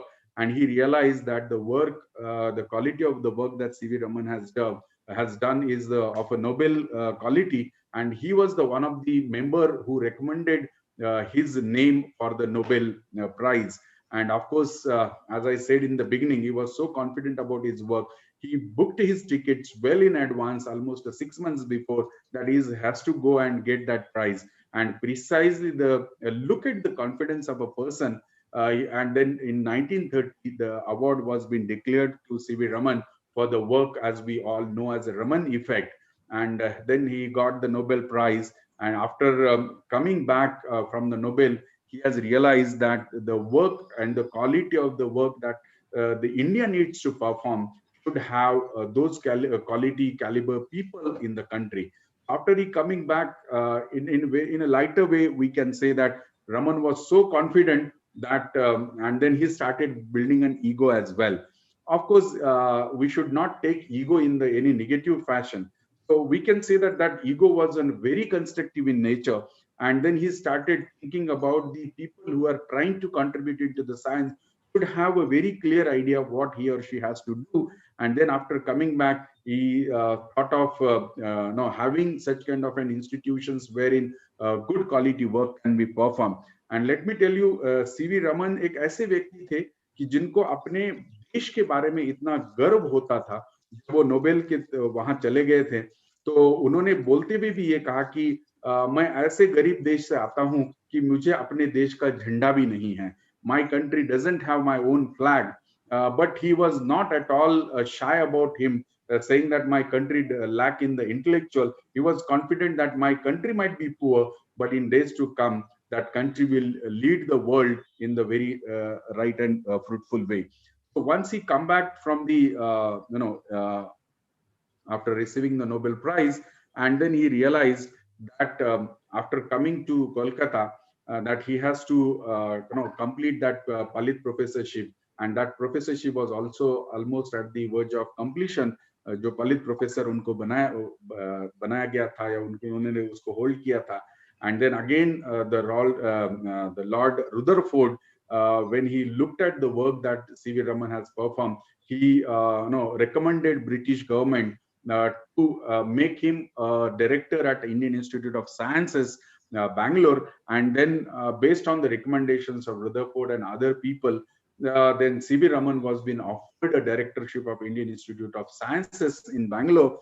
And then, of course, once he was there, he became a first Indian, other than the white-skinned person, to lead the Indian Institute of Science. जैसे काले साहब ने भी बताया, the Vikram Sarabhai was the one of the student of C.V. Raman. Under his supervision, he did his PhD, and that was the same time. If अगर आप थोड़ा सा इतिहास को देखने की कोशिश करेंगे, World War II भी break हो चुका था, and that was the time even for the scientific community to really go from the very turmoil situation. And then Homi Bhabha, who just completed his PhD, was back to India. And then C.V. Raman realized the caliber of even Homi Jahangir Bhabha.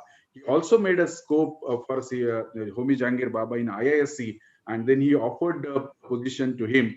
So Homi Jahangir Bhabha and of course Vikram Sarabhai, such intellectuals people was been built by the C.V. Raman, and he also encouraged them to take something which will for which the country will feel very proud about. And of course, if we look at the biographies or the work that referred by Vikram Sarabhai or Jahangir Bhabha, they give a lot of credit to C.V. Raman for encouraging them to work in the field of science.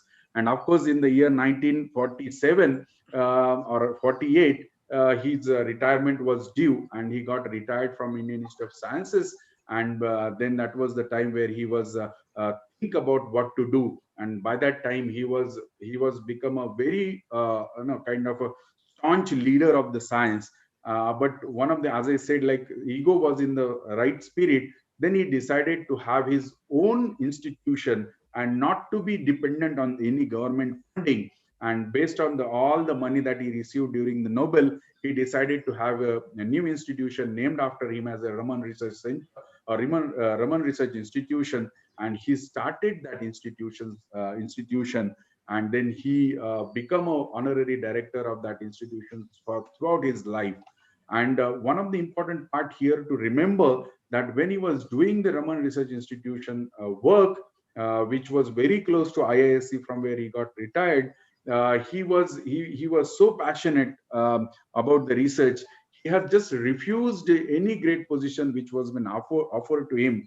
And in one of the occasion, even that times, Prime Minister Jawaharlal Nehru also requested Raman to take some kind of financial support from Government of India, so that institutions can be of easy to do the other work. But then C.V. Raman was the one who refused to take the money, and he said that he don't want to compromise with the quality of the research, and that's why I don't want to make the institution part of the government agencies, and let my institution perform the work as we could. And that's where we can think of C.V. Raman was a person, was of the highest quality researcher, who was built not only the institutions, the leader of the country, but he performed the extremely high research, and of course that made the whole country to be proud of. And in fact, he is the along with the Nobel Prize, India's the most prestigious civilian award, which we all know is a Bharat Ratna. तो 1954 में पहली बार भारत सरकार ने भारत रत्न जैसे सम्मान यानी उपाधि, या जिसको हम एक पदवी देने की शुरुआत की। और 1954 में पहली बार जब भारत रत्न देने की बात आई, so that was not other than the C.V. Raman along with the Rajagopalachari and the our president Sarvapalli Radhakrishnan. So these three people got the Bharat Ratna in 1954 by the government of India. So I would say the most prestigious awards are in his list, wherein he was not at all bothered for such kind of an awards in his life. Because if you look at again his references in the life, he was mentioning that certificates or anything of that standard doesn't matter him as long as the research work and the quality work is performed by the people of the country. So I think I have explained Raman effect. Why do the sky is blue, which was largely been explained by the Rayleigh scattering. And when it was a time to talk about why the water of the sea is a blue, then it was Raman who gave a good amount of justified answer, and making the people to understand there is an inelastic scattering which happens, wherein the change in the frequency is one of the reason, and will also help in having a particular intensity or the frequency to dominate at a particular wavelength. That gives rise to blue water color of the ocean as well. So this is basically a small diagram which talks about, if you look at if there is no change in the incident or reflected kind of as a scattered wavelength, well, not reflected, scattered wavelength, that's what we call as a Rayleigh scattering, but there is a change in the frequency of the incident and the scattered light. There is a one, if the energy is higher, we call it as an anti-Stokes-Raman scattering, and if it is a less, we call the Stokes-Raman scattering. So basically, this is one of the example to realize that why do the water, ocean water or sea ocean looks blue, was largely been described by such kind of an effect, which is known by the Raman effect. And ultimately, Raman effect has been having a lot of applications in various fields of, I would say, the science. In fact, space technology, medical instrumentations or medical science. In fact, if you look at the other scope of the science everywhere, in fact, nowadays, even in the cancer treatment also, we use the Raman spectroscopy to realize, to understand the cancerous and non-cancerous cells. The Raman effect, which was discovered by Raman in 1900 or 1927 or 28, has become so important for all of us, and which has helped not only the progress the science, but the technology and the life of the people as well. So this is some of the photographs of C.V. Raman, wherein he's showing his spectrograph or a spectroscope, how he has used. And there used to be a lot of visitors in his lab. He used to show how the work is being performed. So finally, he become, I would say, the full-timer researcher than the government servant. So these are all the certain pictures that you could see. There are a lot of awards under his name that we could see. And of course, he finally remained in the Raman institutions till his last breath. And he finally died on the 21st of November 1970 at the age of 82 in the campus of the Raman Science Center or Raman Science Institute. Then that time, Indira Gandhi was the prime minister, and she spoke about Raman and his work in a very beautiful word. उन्होंने इसमें कहा, देश संसद का सदन और हम सभी को लोग डॉक्टर सीवी रमन के निधन पर शोक व्यक्त करेंगे। वह आधुनिक भारत के सबसे महान वैज्ञानिक थे और हमारे देश के सबसे बड़ी बुद्धि में से एक ने अपने लंबे इतिहास में उत्पादन किया, और उसका मन हीरे की तरह था जिसका उनसे अध्ययन किया और समझाया। उनके जीवन का काम रोशनी के प्रकृति पर प्रकाश डालने में शामिल था, और दुनिया को उन्होंने एक नए ज्ञान के लिए कई तरीकों को ये किया, और इस प्रकार से उनको सम्मानित किया गया।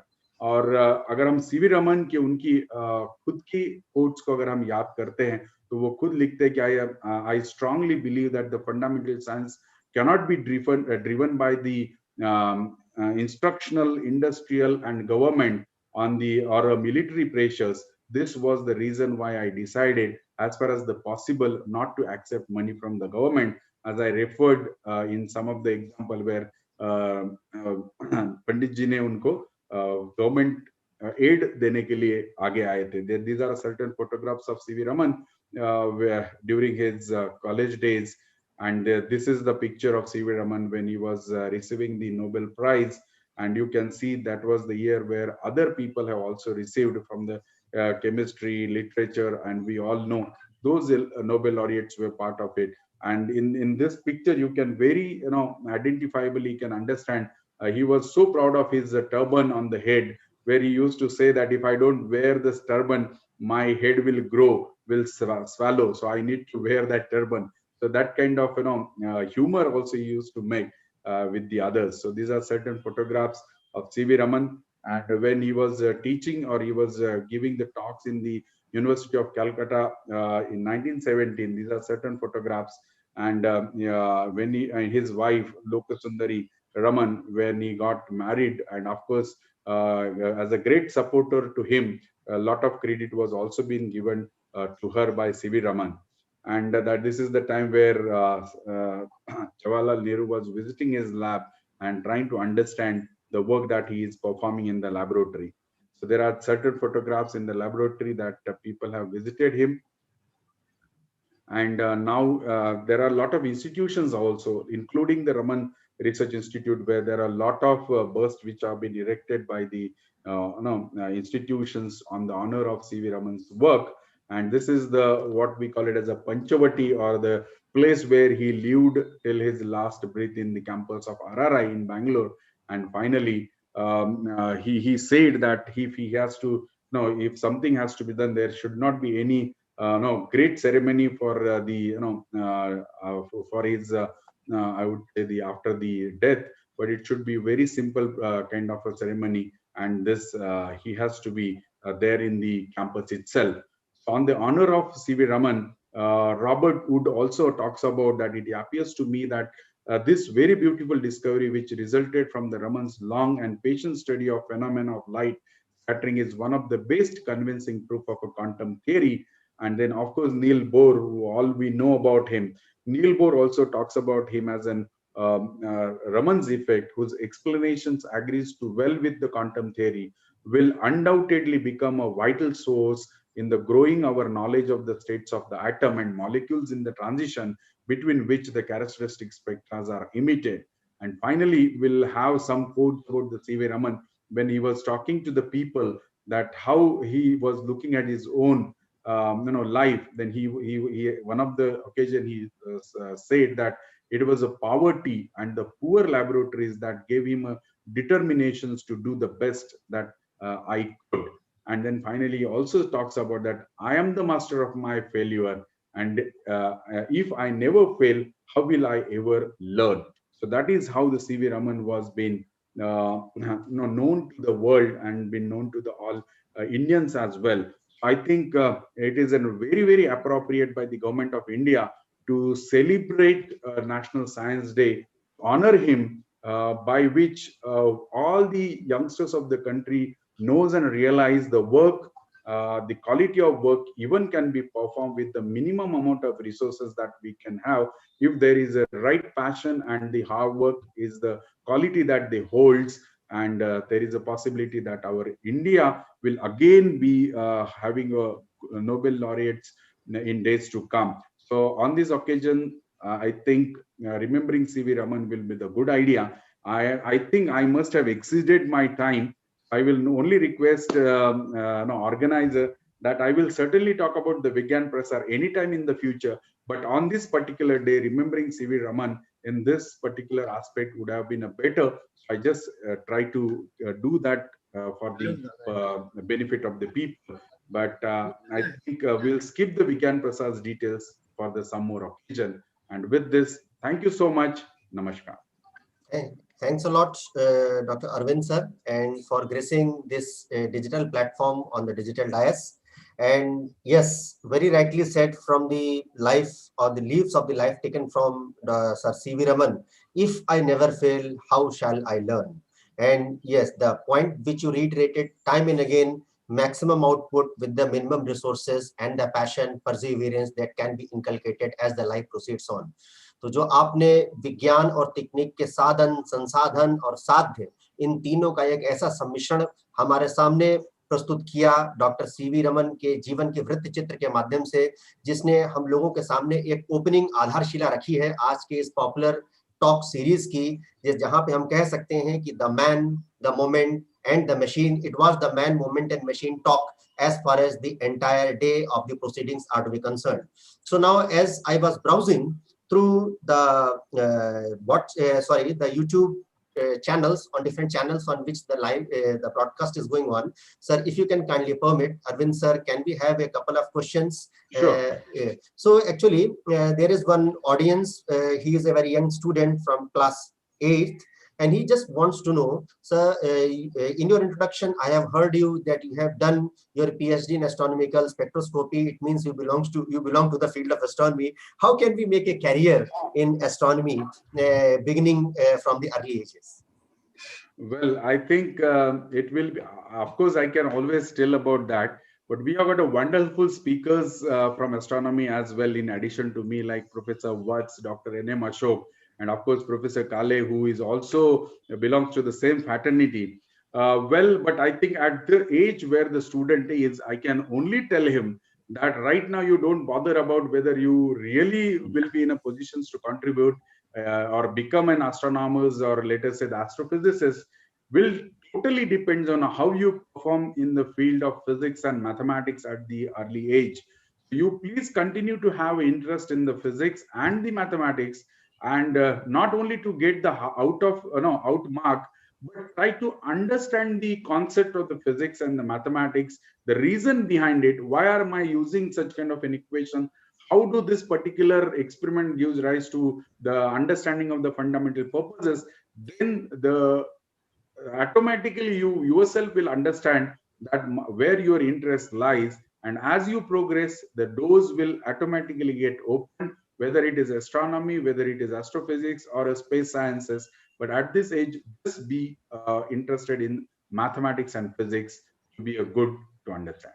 So Amit ji, thanks a lot for putting up such a question. Yes, as you work hard, the permutations and the combinations of the career automatically follow. And so now I would take just one more question, because I know that the next speaker is just in the line to speak. There is a question by Mr. Hari Singh. So he wants to know that he is very much interested in ancient Indian astronomy. So if how can he approach Vigyan Prasar, and can he get any help to gain any knowledge on Indian astronomical resources, ancient Indian astronomical resources? Very good. I think I really happy to get such questions.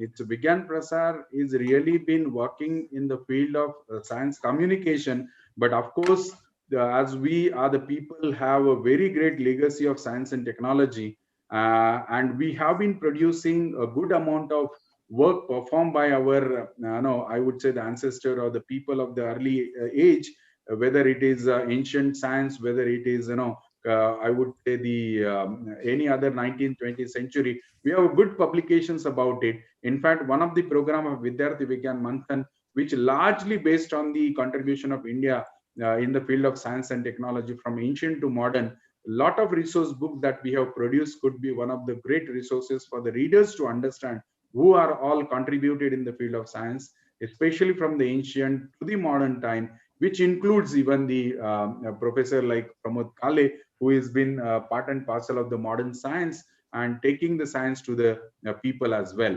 So I would request all such readers to please do visit Vigyan Prasar website or Vidyarthi Vigyan Manthan website. There are a lot of resources and books that we have published that they can enrich themselves. And we are also open for anyone who has any kind of such references to be brought in forefront. We are there to help you all. Thank you. Thanks a lot, Arvind sir, for such a generous answer. And dear Harish ji and other people who are really interested, you can really remain in touch with Mathur sir, the chief organization, you can say, who is leading the chief, that is the main organization which is organizing the Popular Talk. So he can really guide you all how to reach VIPNet and Vigyan Prasar later on. So with these words, I just would thank our first speaker of the day, Dr. Arvind Ranade, for giving us, you can say, spending a valuable moments. I know that your session was sandwiched between two sessions. You had a preceding session and you have a following session at a different platform. So I really am grateful on behalf of all the organizing partners and the main organizers, Indian Space Industries exhibitors, that you gave your valuable time to us. And it was really a great trip down memory lane for Dr. Sir C.V. Raman. और जैसे कि सत्ता हस्तांतरण की एक प्रक्रिया होती है, तो प्रोग्राम को आगे बढ़ना है, तो अब मैं इस डिजिटल प्लेटफॉर्म पे बैक स्टेज की तरफ जाते हुए सत्ता को स्थानांतरित करता हूं हमारे मुख्य कह लीजिए आप संचालक आशीष सोनी सर को. Ashish sir, can you take the front stage? धन्यवाद अमृतांशु और thank you very much doctor Arvind Ranade. अपनी खुर्सियों की पेटी को बांध लीजिए, क्योंकि अगला सफर है ब्लैक होल की तरफ जाने का, और वो भी हमारे प्यारे प्रोफेसर प्रमोद काले सर का. बट उससे पहले मैं वीके जैन साहब से नम्र निवेदन करूंगा कि वो कृपया फिर से प्रमोद काले सर का संक्षिप्त में परिचय दें, और फिर प्रमोद काले सर ब्लैक होल की ओर हम प्रस्थान करेंगे. धन्यवाद. Can I suggest, please don't keep on introducing me again and again. VK Jain also introduced me. I think people know me. So let us start with the program itself, okay? Okay, sir. तो मैं फिर से एक बार I will introduce you. Sir, respected Chief Guest, Padam Shri Professor Kale Sabji, ex-Director Space Application Center and Vikram Sarabhai Space Center ISRO, and current Director ICT.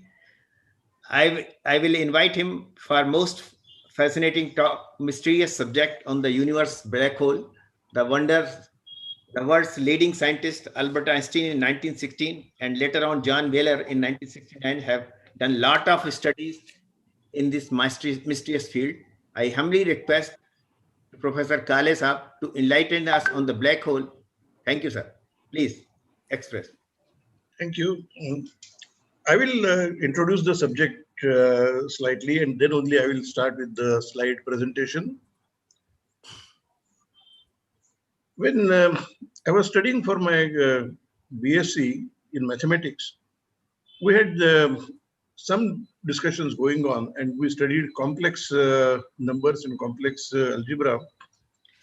And the complex numbers in the complex algebra were on the basis of taking the imaginary root or imaginary square root of a -1. Okay, and we studied that one later on only in electronics, particularly when we were looking at various other equations.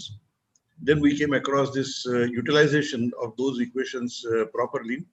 But in 1961-62, for my MSc studies, when we studied the theory of relativity, then we started looking at something additionally different, and that was looking at a singularity, where we're trying to divide a number by 0, or what happens when the velocity of a object becomes very close to the velocity of the light. And then we're trying to take the square root of 1 minus v squared by c squared. And all those singularities started appearing, and I got interested at least to see what the relativity really means and where does it take us forward. 1964, we had a very interesting occasion in the Physical Research Laboratory. Dr. S. Chandrasekhar was to visit and deliver some of his lectures to the students at the Physical Research Laboratory. In those days, our auditorium was really very, very small. We could hold hardly something like maybe 60 or 70 people in that room, the lecture hall, which was a very small lecture hall. And surprisingly, it so happened that we were quite a large number of students. People were coming from other institutions also. Dr. Sarabhai had invited many outside people also. But what was actually done was, by Dr. Ramanathan as the director, he asked Professor Pandya, who later on became the director of the Physical Research Laboratory, to give us a few lectures.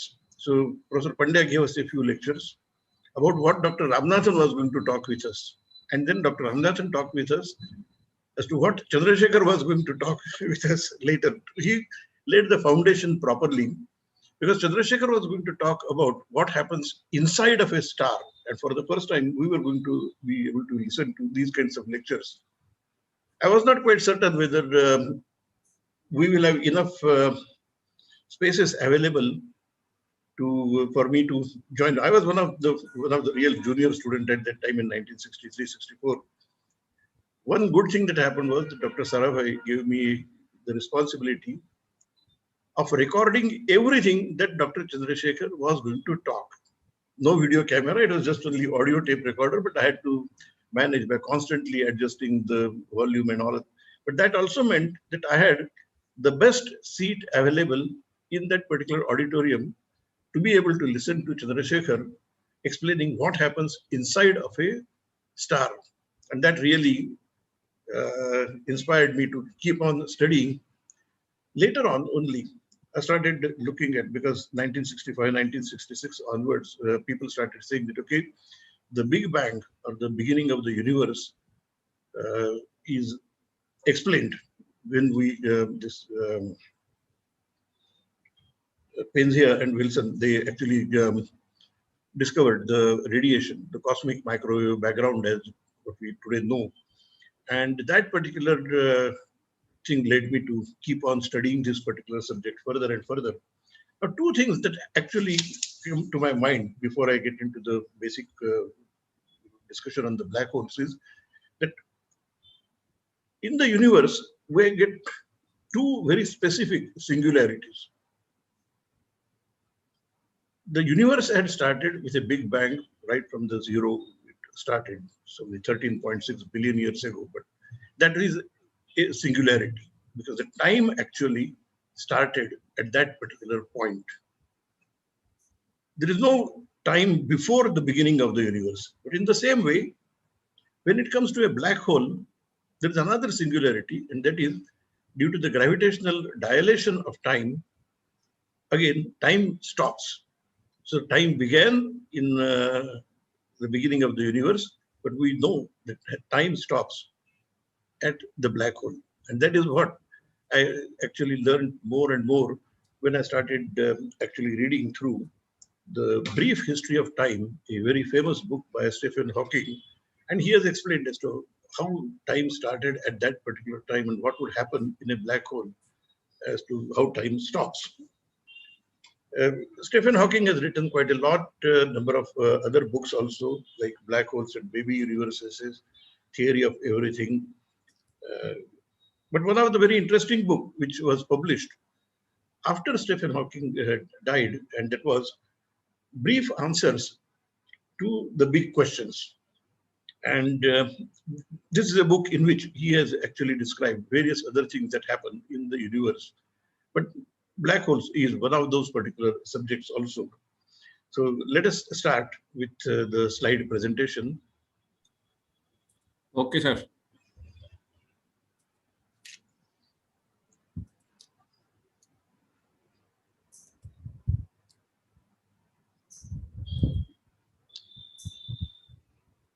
Start from the beginning. Yes, sir. Okay. All right. I'll be talking about a real mystery in the universe, and that's the black hole. What happens inside of a star once the star is about to die, or its death of the star is approaching. Next slide, please. I have decided to share some of my thoughts on this National Science Day. I have selected the topic black holes. Since the general public, particularly children and students, are very fascinated by the concepts and science fiction involving the black holes and wormholes. Stephen Hawking had remarked, I am a child myself in the sense that I am still looking. Children are fascinated by black holes and ask me questions. I find they soon get good idea if it is explained in non-technical language. And Brian Greene had remarked, I have seen children's eyes light up when I tell them about black holes and Big Bang. It's a very, very fascinating subject as to how this whole universe began on one side and the other side, what happens inside of a black hole, because that is something which almost like a finite kind of a thing that is there, that is end of time. Next. Next slide, please. Yes, sir.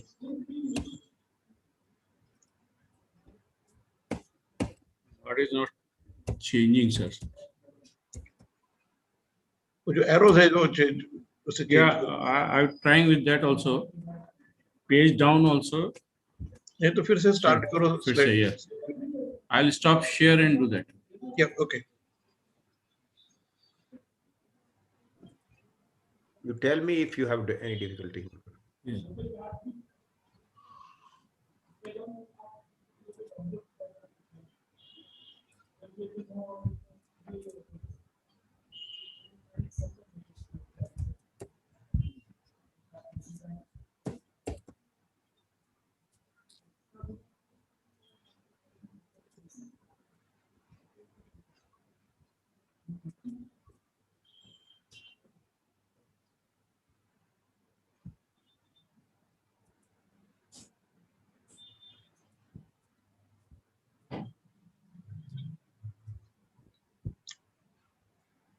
Try it again now.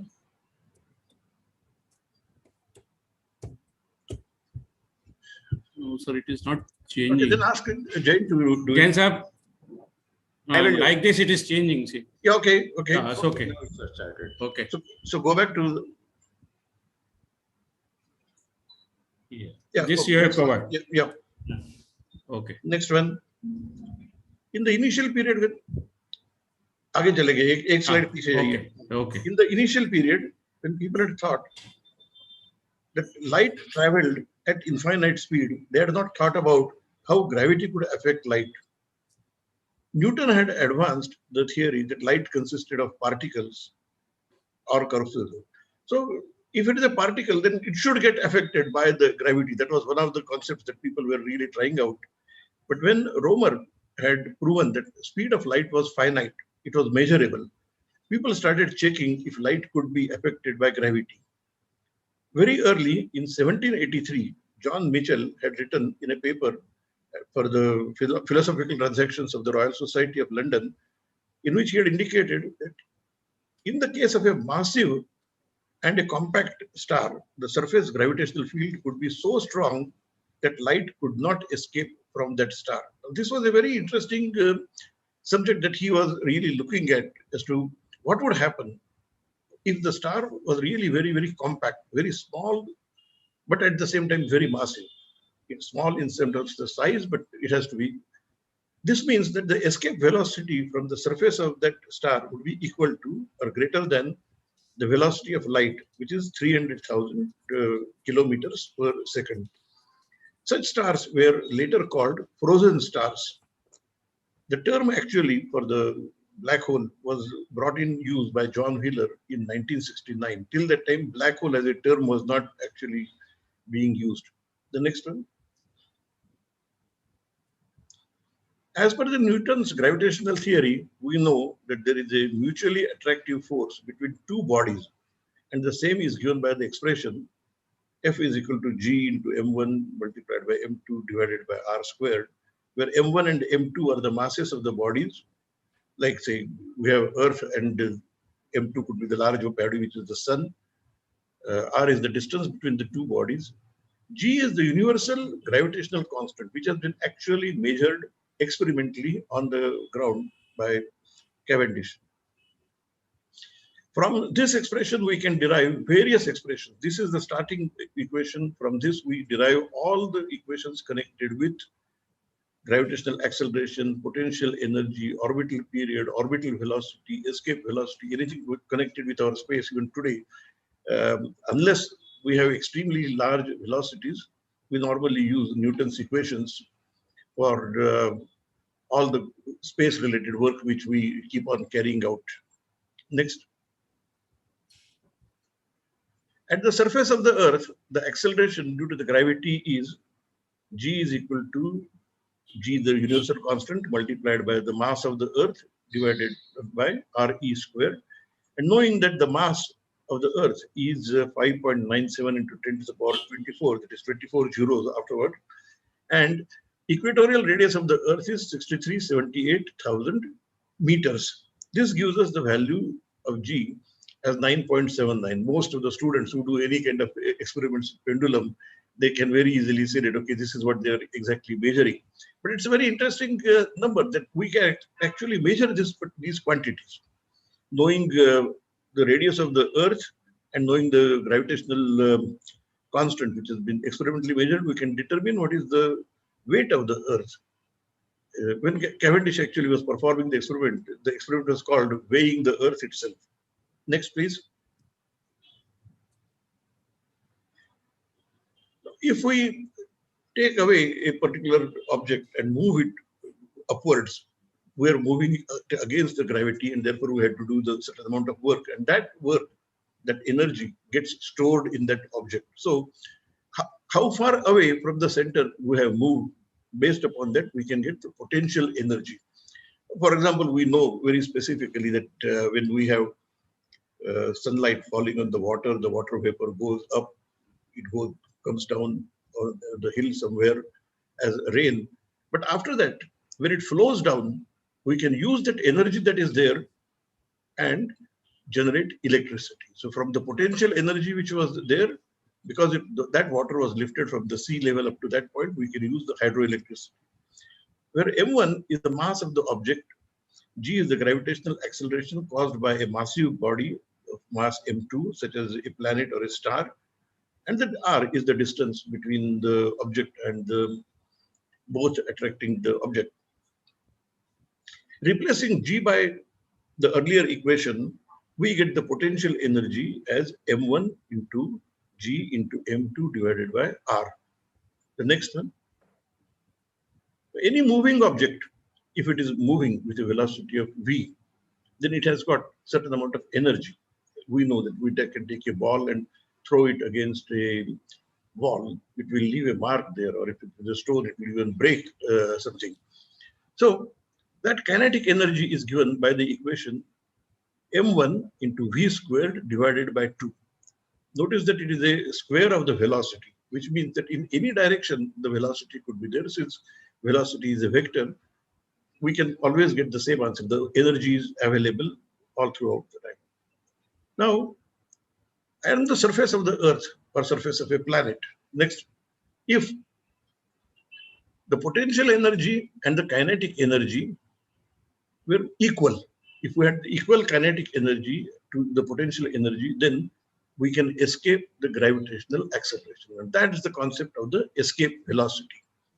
And from this, we actually get the idea that v squared is equal to 2 into g divided by m multiplied by m2 divided by r.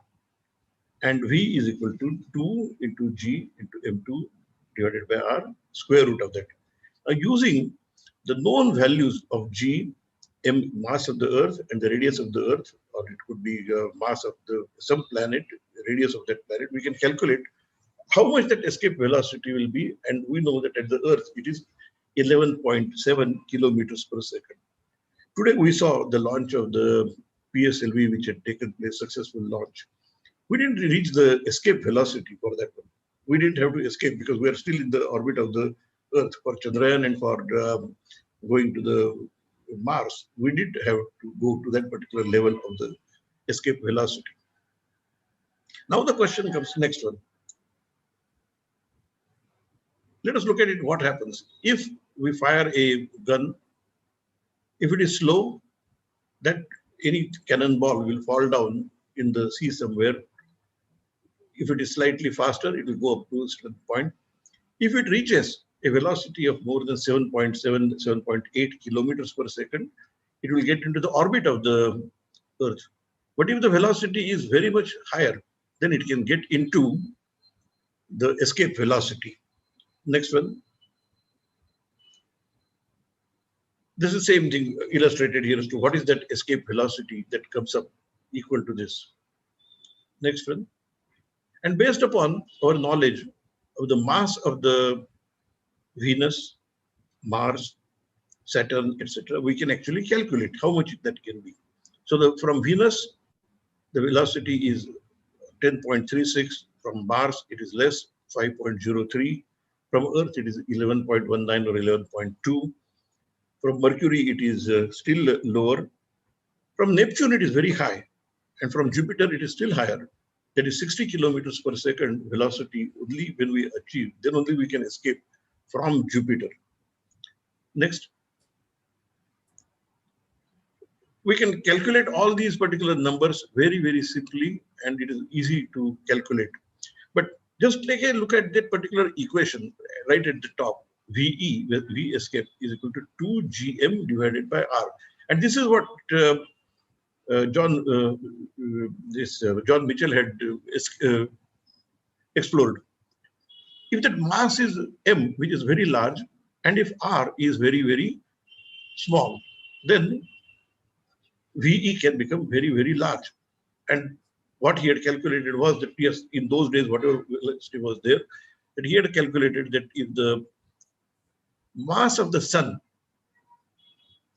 were actually concentrated in a smaller volume, its radius could be less than 500 times or 5,000 times lower, the escape velocity will be equal to that of the light. So this is what he had calculated in those days. Next. just as what we calculated, from Moon we can escape with 2.3 kilometers, from Jupiter 60 kilometers, but from Sun to escape it is 618 kilometers per second. But we also know some things, and that is Earth. We know that the density of the Earth and most of the objects that we know on the Earth is about 5.5 or so. The density of iron is 7.6 or so. Density of mercury is 13 point something. For gold, it is 20. The object with the highest density on the Earth, which or the element which we know, is osmium. But the Sun, when we look at it, its density is very, very small, just about 1 point something or so. Now, if all that mass could be concentrated into a smaller volume, then the escape velocity will become larger and larger. Next. Next. A correct answer, but the wrong theory. This is what actually came up at a later date. Initially, many people had calculated that the radius of a massive object that has undergone a gravitational collapse, that is, if the entire thing can collapse such that the escape velocity will be equal to that of the speed of the light. What I said, that the mass is there as it is, but it is the r which became extremely small. Kinetic energy of light is not equal to mv squared upon 2. Now, this is something which we can do for a physical object, but for light, it is not correct. The photons of photon is a massless particle. The energy of photon is equal to the product of the Planck's constant and the frequency of the electromagnetic wave, h nu. It is not mv squared upon 2. So the same equation which we used for a normal object cannot be used for light. And based upon general relativity, the correct expression was given by Schwarzschild. A good determination is given by Professor Dan Mose in his book, Universe in a Nutshell. The actual derivation was done by Schwarzschild, and the radius at which the escape velocity becomes equal to that of the light is called as Schwarzschild radius. Next. Now, Einstein gave his general theory of relativity. Albert Einstein had given his theory of general relativity in 1950. 1905 was the special theory of relativity. And even before 1915, he was convinced that light could be affected by the gravitational acceleration, attraction. He had initially, anything which is massive enough should really attract light. That's what he was looking at. Initially, he was looking at whether we could photograph in the background of the Jupiter some of the stars, and their position would then change as seen from the Earth. That was his initial. Okay, Einstein was not a experimental physicist. He had other people who were actually helping him. Einstein gave his entire theory. Arthur Eddington later on was able to conclusively prove that light is affected by gravitational attraction by photographing stars in the background of the sun during a total solar eclipse in 1919. From 1914, the progress in science had become quite slow because there was a big war going on in the Europe from 1914 to 1918. But this 1919 opportunity was taken by many of the astronomers. Arthur Eddington was able to actually look at these particular photographs and come back to the conclusion. Einstein himself had calculated that if we were to accept Newton's theory of gravitation and its effect on the light, he had calculated that the light will get deflected near the sun by about 0.8 or 0.86 or 0.8 arc seconds. Einstein had calculated according to his theory, it will be around 1.74 or so. That was his calculation. Now the question was, who is right? And it was Arthur Eddington who took those photographs and actually proved that Einstein was correct and gravity does affect light. Next. Now this is what was happening, that during the total solar eclipse from the Earth, it is possible for us to look at the stars which are very close to the disk of the sun. Now, when we can actually take the photographs, and then later on, when the sun is not in that position, we can take the photographs and compare, and we can find out that the position of the star has changed. Now, the actual position of the star as it is shown is slightly on the lower side. It is the light which bends near the sun, and therefore, from the Earth, when we are looking at it, it looks as if the star is somewhere up. And that one would be, according to Einstein's theory, 1.75 arc seconds. This was then proven by Arthur Eddington by taking those particular photographs. Next. Later on, this has been actually done as a very specific experiment in which white dwarf, which is another condensed or a very massive kind of a star, photographing stars which are in the background of a white dwarf. So the real star position and the observed star position was compared, but this time using the Hubble telescope, which is already in the space. So we didn't have to wait for some solar eclipse kind of a thing, but yes, it could be definitely seen that such a thing does happen. Today, we know that when an object like a satellite, which is away from the Earth, its time is slightly different compared to what we see here on the ground. And so if we were to use the GPS for our position determination, or if we were to use our Indian Navig system for the position determination, we have to correct for relativity and the gravitational time dilation. If we don't do it, there could be errors in excess of 5 to 8 meters in actual determination of the position. So gravity does affect light. This was conclusively proven by Arthur Eddington, later on, as I showed you here, by the Hubble measurements. And then there are many other measurements which have actually taken place. Next. Now, in order to be able to understand a black hole, first we must understand how a star gets formed, how a star is actually born. The universe began from a singularity. Singularity means before that there was no time.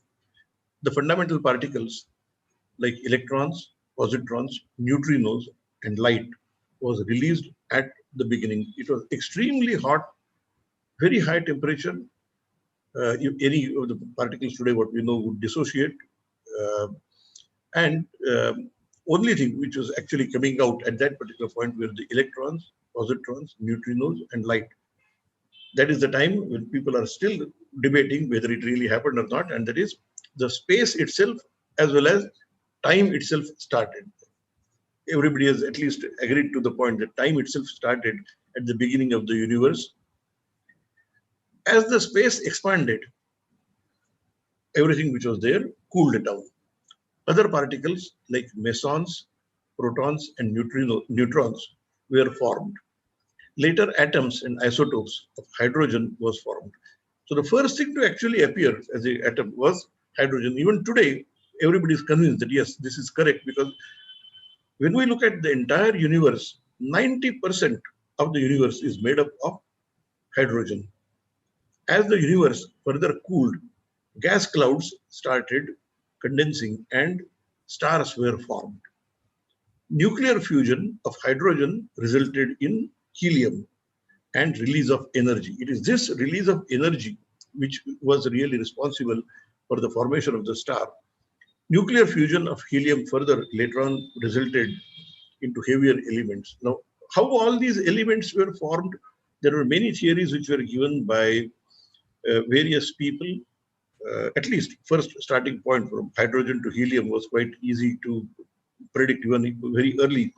But the actual theory of the nucleosynthesis, how other elements started getting formed, was given by Fred Hoyle.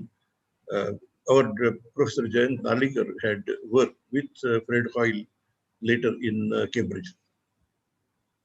Now, Fred Hoyle was also responsible for giving the proper theory as to how each of the element would get formed, and that is how things started coming up. Next. As the hydrogen in a star is exhausted, the star contracts due to gravity because two things are happening. On the gravity, due to that, it's all getting attracting together. When the hydrogen is exhausted, it starts contraction, but that contraction results in higher temperature because the temperature is at particular point and there is no fuel available, so gases start contracting. Again, this results in higher temperature and nuclear fusion of helium and other heavier elements starts. The first thing, hydrogen got exhausted due to hydrogen turning into helium. Gravitational attraction results in stars becoming smaller. The pressure due to the high temperatures makes the star expand. So on one side, it is the temperature which is making it to expand. The other side, it is collapsing due to the gravity. This process remains balanced as long as nuclear fusion continues. But when the nuclear fusion stops, when all the fuel is exhausted, the process of the death of a star starts. Next. George Gamow has explained the process, that is the entire process of formation as well as other things in the birth and the death of sun. And one very interesting thing that comes up here is that, okay, what exactly are we looking at when we look at this birth and the death of a sun? Once all the fuel is exhausted, the gravitational collapse takes place and the entire gases start actually collapsing, and the pressures that are generated are so large that even the electrons are driven into proton inside and they turn into neutrons also. There are three possibilities concerning the gravitational collapse. The dying star could become a white dwarf, it can become a neutron star, or it could become a black hole. These are the three possibilities that comes up. Next. At a very young age, Chandrasekhar was only 19 at that particular time, as far as I could see from the history.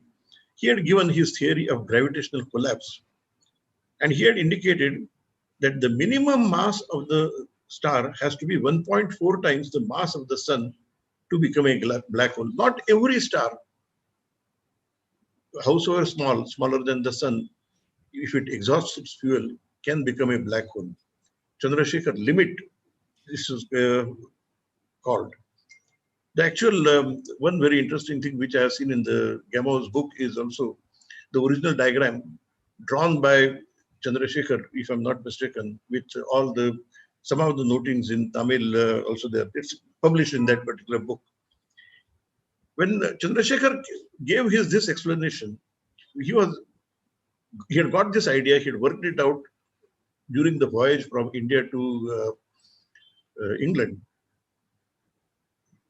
And he had gone to Cambridge to study with Eddington, but when he expressed his ideas, Eddington did not agree with it. Einstein also initially did not agree with it. And this had now been recognized as the Chandrasekhar limit, and his contribution was later recognized while he was being awarded the Nobel Prize in 1983. Next. If the collapsing star has a mass less than 1.2 times the mass of the sun, it could become a cold white dwarf, and its radius could be 10,000 kilometers. Now we must remember that the radius of the sun is about 600,000 kilometers or so. Now it has compressed. The density of the matter in the star then could become about 10 to the power 6. As we know that on the Earth, our density is 5.5 for the normal Earth. For gold, it is about 19 point something. Osmium, it is about 22. But here we're talking about million as the density. So millions of tons could be there in one small volume. Now, such a density getting there, it could also lead to a supernova explosion. That is, the entire thing could explode when it is getting so much compressed. It could also become a neutron star with densities of 10 to the power 14 and radius of 10 kilometers or so. However, if the mass were higher than 1.4 times the mass of the sun, it will collapse it collapses to become a black hole with a radius less than 3 kilometers.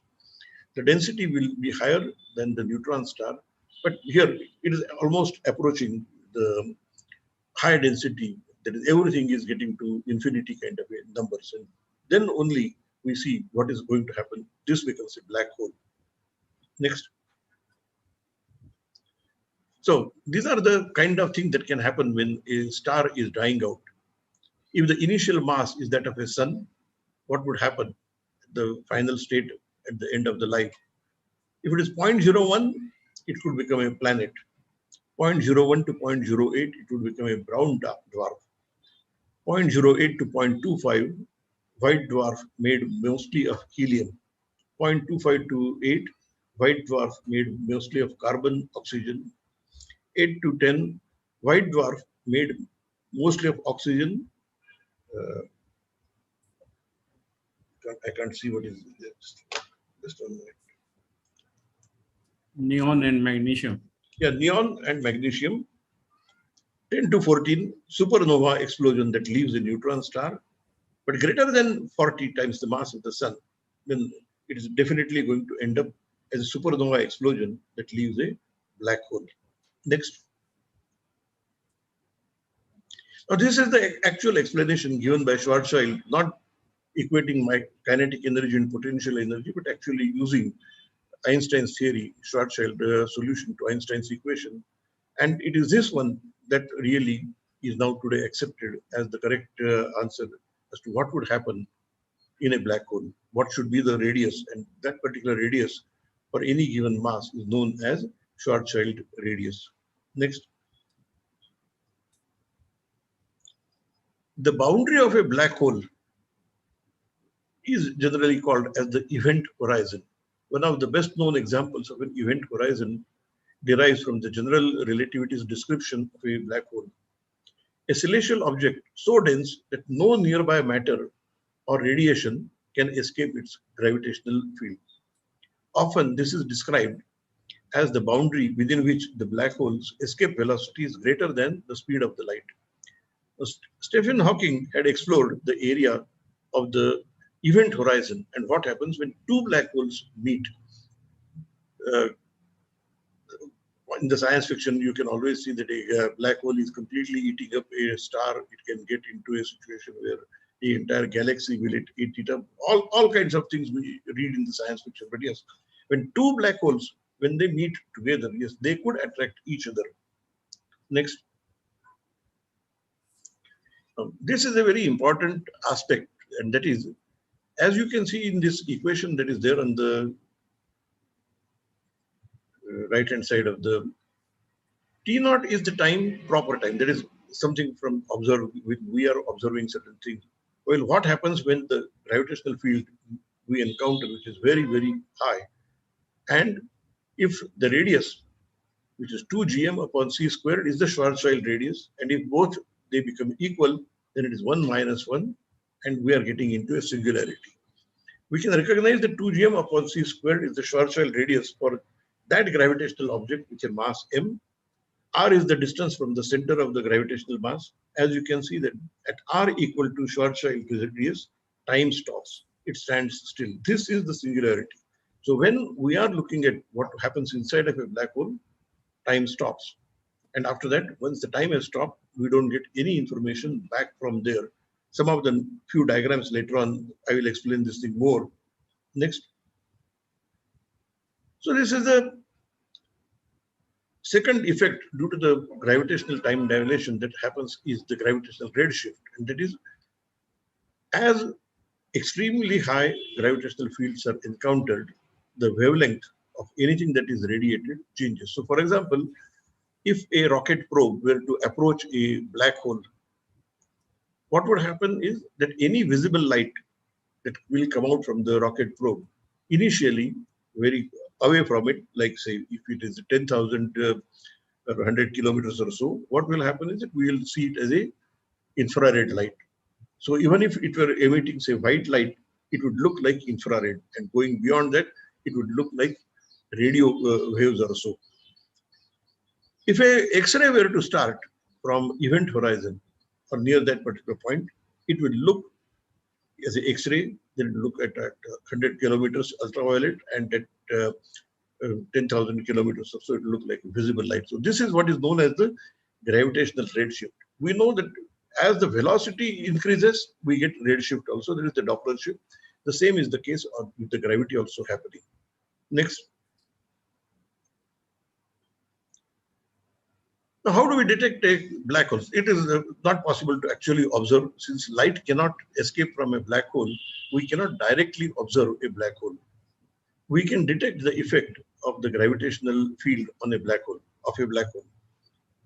There are locations in the universe people have been able to photograph also properly, that there is an empty space around which a star is orbiting, a massive star is orbiting around an empty space. Now, that's a very clear-cut indication that at that particular empty space, because it's a black hole, we're not able to see, but that's where the black hole is there. A star orbiting empty space can be observed, and we can conclude the presence of a black hole. The effect of the gravitational redshift on the light from a star can also be observed, and this could provide conclusive proof that the black hole does exist. Next. This is the gravitational redshift, that as we start approaching towards the black hole, the light will keep on changing. So a light that you are emitting could be blue, but we, at a distance when we are observing it, we would observe it more like infrared light. Stephen Hawking has given an extremely interesting example of this, and that is, what is happening is that supposing if you were to be able to go reach a black hole, as you approach, what would happen? And we are observing it from the Earth. So if a probe or an astronaut is actually getting towards a black hole, you will see it first. Then what will happen is that as it approaches, as it comes nearer the black hole, the entire thing, which was looking in a proper light kind of thing, will start looking reddish and reddish. Finally, we will not be able to see because our eyes are not capable of seeing beyond infrared. And beyond that point, at the event horizon, it will look as if it is stationary because time has stopped. Next. This is what has been actually observed, that around a very specific empty space, using the radio frequencies as well as the Event Horizon Telescope, there are various photographs which have been taken, which indicate that yes, there is something right now missing right in the center. Next. A orbital period of a star of 16 years has been photographed. And as it approaches closer to the supermassive black hole, a supermassive black hole of 4 million star masses, solar masses, yes, it appears reddish. It would start out with a normal light, or light coming from the star, but as it approaches the black hole, at the closest approach, it appeared almost red. Next. Again, here also, the motion of the stars is shown in blue, and the motion of the black hole is in red. So even the black hole is also moving in space. The entire space, everything is in motion. These were the two very conclusive proofs that were obtained regarding the existence of the black hole. They're looking at black hole very right in the center of our Milky Way galaxy also. Next. So these are the images taken by the Event Horizon Telescope. But this is not a single image. These are all the images which are actually generated using multiple images taken over large period of time. Right in the center, yes, we see there is a black hole. But now what is going to happen? Supposing if we were to look at a black hole, there are a large number of things, the other stars, remnants of the stars, gas, all those things. If they are attracted by the black hole, and if they have got enough speed, they will actually get into the orbit of the black hole. They may not actually end up into the black hole. Can actually orbit. Same is the case with some of the light also. It will get into the orbit of that particular black hole. Next.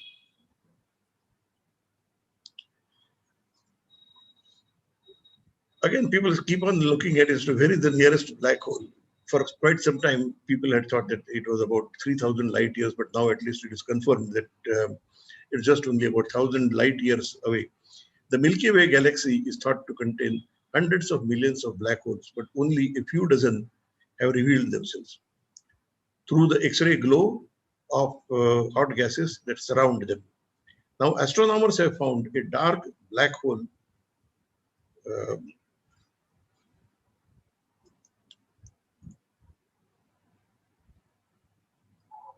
only 1,000 light years away from the Earth, just down the road in terms of the galactic terms. It is the closest black hole to our planet that has ever been found in a star system that is visible to the naked eye. They have good evidence, says Todd Thompson, an astronomer at Ohio State University, Columbus, and he believes that yes, this is now actually getting there. Next one. Stephen Hawking had predicted that black holes will still be able to radiate when he applied his quantum theory. And this is generally called as the Hawking radiation. And Stephen Hawking was able to actually calculate the temperature that would be there. And according to him, if the star has got a much larger, black hole has got a much larger mass, it will be colder, but the smaller black holes will be extremely hot. Stephen Hawking had also predicted existence of primordial black holes. According to him, some black holes were formed not only due to the collapse of the gravitation kind of a thing, but just during the Big Bang, at the beginning of the universe itself. It could have lesser mass than the Chandrasekhar limit. Now, such primordial black holes have not been detected so far. Roger Penrose had investigated the gravitational collapse of symmetric as well as non-symmetric gas clouds and concluded that that was possible. It could actually get into become a black hole. A black hole has got at least 2 or 3 properties that we know which have been exhibited. A black hole can spin. That is, it is not just only a stationary kind of a body, it is spinning body. Just like every star is spinning, a black hole also is going to be spinning. Black hole could have electrical charge also. That is another thing which is being investigated. Next. Chandrasekhar had summed up this thing very nicely when he talked about it during his acceptance of the Nobel Prize. Macroscopic objects, as we see them all around us, are governed by a variety of forces, derived from a variety of approximations to a variety of physical theories. In contrast, the only elements in the construction of black holes are our basic concepts of space and time. As of now, what kind of a material can be there in that singularity, with densities in excess of 10 to the power 14 grams per cubic centimeter, just on the basic concept. They are just almost, by definition, the most perfect macroscopic objects there are in the universe. Next. In his lecture about why the sky is blue, Raman had said this particular thing. Let me say here and now my belief that there is no science so grand, so elevating, so intensely interesting as astronomy. It is amazing to see how many people high up have never seen the sky through the telescope.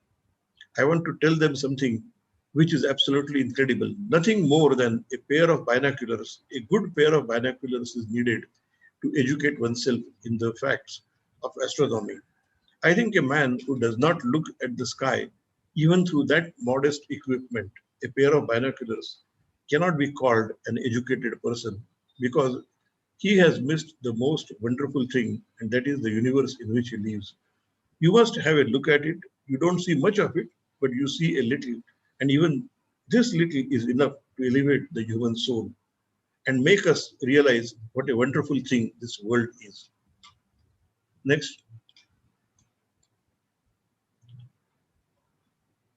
I saw this very interesting quote from Rabindranath Tagore.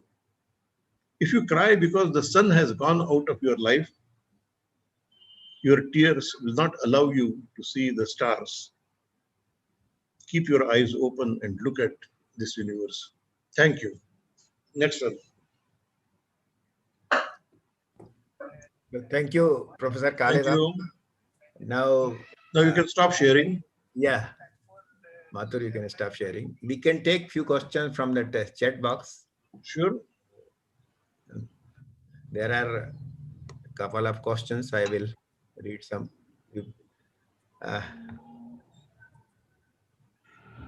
One question. First question is from that Amritashu Vajpayee. How we are able to take the photograph of black hole while nothing escapes out? As I had explained that we see only empty space. We don't take the picture of the black hole. What we see are the things which are around it. Because those are the ones that light we can see. Yeah. So next question on that thing. How did you achieve this? Can you tell how types of challenge had you faced? Question is not clear, but can you? Okay, I can say only this much, that I had been studying this subject for a long enough time, but last year during the lockdown, I got quite a large amount of time at my hand. I had my computer, my books, and internet, so I was able to read quite a large number of things, write certain things about the beginning of the universe as well as the black holes as subjects I was able to study. They're just because even after retirement, I'm keeping on still working, but last year I did get large amount of time. And so I was able to study. Yes, during lockdown. So really, this is a good lesson for all students and the researchers. You better spend the time in studying the things which you want to explore. So the next question is from Bharadwaj. Sir, I am 85 school, Tirupati grade 7. I have already great idea that I can solve the rocket problems. I have done on maths too. How can I submit the idea? He wants to submit his idea. What I would like to suggest is, yes, certainly, why not? Please submit it to either my email or Mr. Mathur's email, and then he can send it to me. I will definitely take a look at it. I would like to understand all these things. Certainly, why not? I can certainly help. No problem. Mr. Abhishek has asked next question. Is time travel through black hole really? I don't think so. That's just only a question of what would I say? The time stops. As you approach the black hole, just look at the general relativity theory equation, the time dilation due to gravitation, and you'll come to the same conclusion. When the time stops, how can we actually travel in backward or forward? Yes. This is where the question comes up when we are trying to take the square root of a negative number. It will happen, that kind of a thing. That people have been looking at it. What is happening? We must see this thing very clearly. Light speed of light is constant, and it is the maximum in vacuum, certainly. But we know that light does slow down when it is passing through a medium. That's why when it is passing through glass or water, we see refraction, we see the dispersion, all those effects which are there. Now, we know that light travels at a slower speed, but we also know that there are particles which are coming at a speed which is higher than the speed of the light, but speed of the light in the medium. And when that kind of an electron can actually pass through, say, water or so, it will produce what is known as Cherenkov radiation.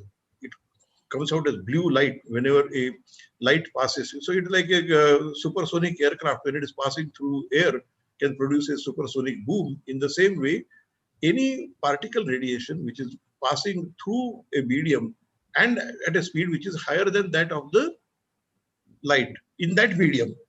Now, when we are looking at particles which can travel at a speed higher than that of the light, and that too in vacuum, to be able to go from one place to another place, I don't think that theory-wise it really does make any sense or so. But anyway, there are various scientists. Such particles were called as tachyons, and if I'm not mistaken, Dr. George Sudarshan had also worked on that particular theory of the tachyons. Thank you very much, sir, for very detailed explanation. I think the person will be satisfied. And if he wants to discuss further, kindly mail us to him as well as us. Yeah, sure. Forward your query. Next question, sir, is from Goldie Geller. What will be done if we go to the black holes? If we go probably in the black hole, what will be done? I think this is all just a question of, again, basically thought exercises kind of a thing. I told you right now, at least whatever we have seen, the nearest black hole is 1,000 light years away. Okay, so even if we were to be able to go there, yes, it is going to take, at the speed of the light itself, it is going to take 1,000 years or so. And then to try to get any information back from there will be another 1,000 years or so. So at least I don't see that as a possibility right now, unless we can actually get to the situation of being able to travel at the speed of the light. But if we were to be able to travel at the speed of the light, just imagine, look through the general relativity theory equations also, as well as special theory, our mass itself will become infinite. As anything that is getting accelerated further and further, it keeps on becoming larger and larger in terms of mass, because the energy that you are supplying gets converted into mass. And so I don't see anything approaching even the speed of the light can actually survive. There are experiments that have been conducted at the CERN, as well as with these large hadron colliders also, where particles are accelerated at extremely high velocity. They reach almost about 0.8, 0.85 or so, that of the speed of the light. And at that time, the masses of those particles can also become extremely large. So traveling at the speed of the light, that's where the issue comes up. One more question. How did we measure the density of black holes? Similar type of question. Well, it's a question of equation. Just look at the equation. You know what the radius is, what the mass is, and by the simple calculation. Mass has been found out on the basis of the orbital period of a star, and the radius, if we say it is a black hole, the light is not escaping. So the Schwarzschild radius formula itself is available to us. And once the radius is known, the mass is known, so the density can be calculated. Same question, a similar question from Shalini Pandey again. Why objects around black holes, when it is said it absorbs everything around it? Again, okay, let us say like this thing, that supposing if there was something which is approaching that of the Earth, and Earth is attracting it, but if its velocity is slightly on the higher side, then it can get into the orbit of the Earth. In the same way, at a distance away from the black hole, objects will get into the orbit of the black hole. If their initial velocity is high, if their initial velocity is less, yes, it will go and crash into the black hole. So the question from Aditya Gupta: how does a black hole can be destroyed? Is it possible to destroy? I don't think so. I think this is just only scientific ideas that a black hole can be destroyed. The mass of the black hole, just in the starting point, what Chandrasekhar had said, it has to be, the star has to be of a mass 1.4 times the mass of the sun itself. I don't see how the destruction of a black hole is possible. Then where one younger student's question of grade 5, Mr. Prisha Patel from SRS Ghanshyam School in Vapi is asking, if the black hole sucks anything, will it get destroyed? Yes, I think this is. Yes, I think so. It is going to crash into that very extremely hard substance or so. So I think there is a lot of questions and the people are interested. But I will take the last question from this thing. Is gravitational redshift can apparent effect? Is gravitational redshift an apparent effect depending on the location of the observer? Or yes, it is the property of the EM wave? You're absolutely right. It is depending upon the location of the observer, certainly. Okay. Thank you very much, sir, for elaborating replying. I think, but this is the subject of the curiosity for everybody. And whenever the questions arises in their minds, please write to him as well as us. We'll coordinate the best possible reply. Before ending the session, I express my vote of thanks to Professor Kale Saab. I express heartfelt thanks to Professor Kale for accepting our invitation as a chief guest and delivering us a wonderful talk on very fascinating subject, black hole. His excellent speech will definitely inspire young audience, researchers, scientists, and academicians to explore the universe, to extend and correlated black holes concept with Newton's gravitational theory, Einstein's theory of general relativity, impact of gravitational field on bending of light, birth of a star, death of stars, event horizon, gravitational redshift, Stephen Hawking's concept, etc. in great details. I think these concepts are clear. Probably the students will have a lot of knowledge. And he has given a conclusive proof of the existence of black hole by his talk. We admire and thanks him for explaining black hole concept systematically and simplest way, which will further lead towards invention for the universe and galaxy. Thanks to all delegates for active participation. We apologize for not including several questions. Please mail us, we'll reply us from experts. Once again, thanks to all the speakers, dignitaries, participants, and invited guests, professionals for joining the event. Now I request Ashish Soni to.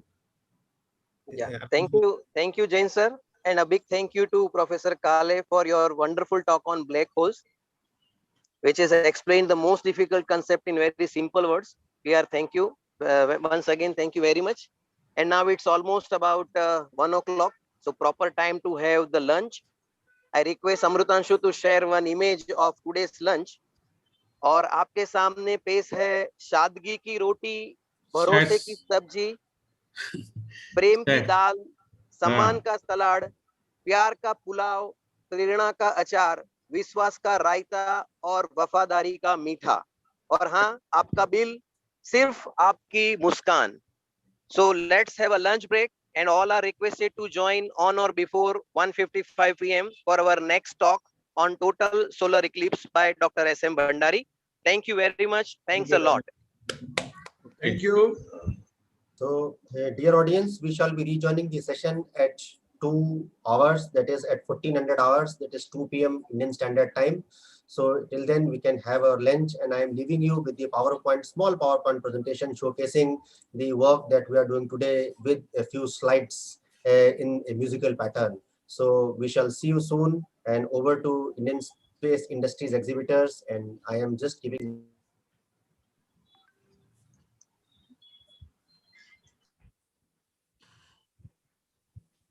Okay, there is for the participant, there is an announcement. The lecture of Professor Kale we will upload on our YouTube channel, so that you can see later on that video. And those who have not subscribed Indian Space Industry Exhibitors YouTube channel, you can do that. You can subscribe that channel so that you get all the information related with the space activities in future. Thank you very much. Thank you, Arvind. Yeah. Mathur, before breaking up, can we have one screenshot if the all speakers of the inaugural sessions are available? Okay. I think most of the persons are available. I think everybody can switch on the Zoom their video camera, and we can have this thing if possible. Possibility kya?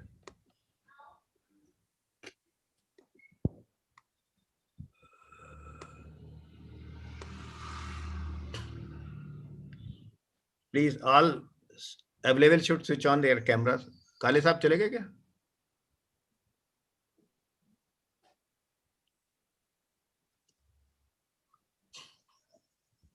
The Kale sir has left.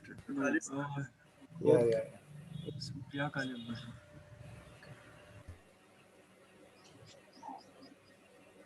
Okay, whosoever available, let us have.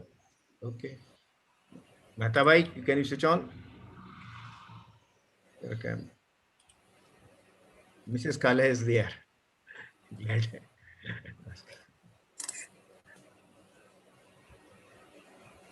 Okay.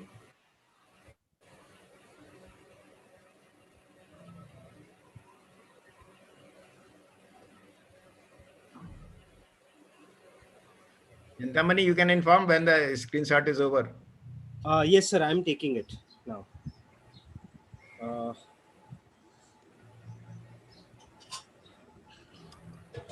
I request everyone to switch on their video streams, because we just have 11 participants right now.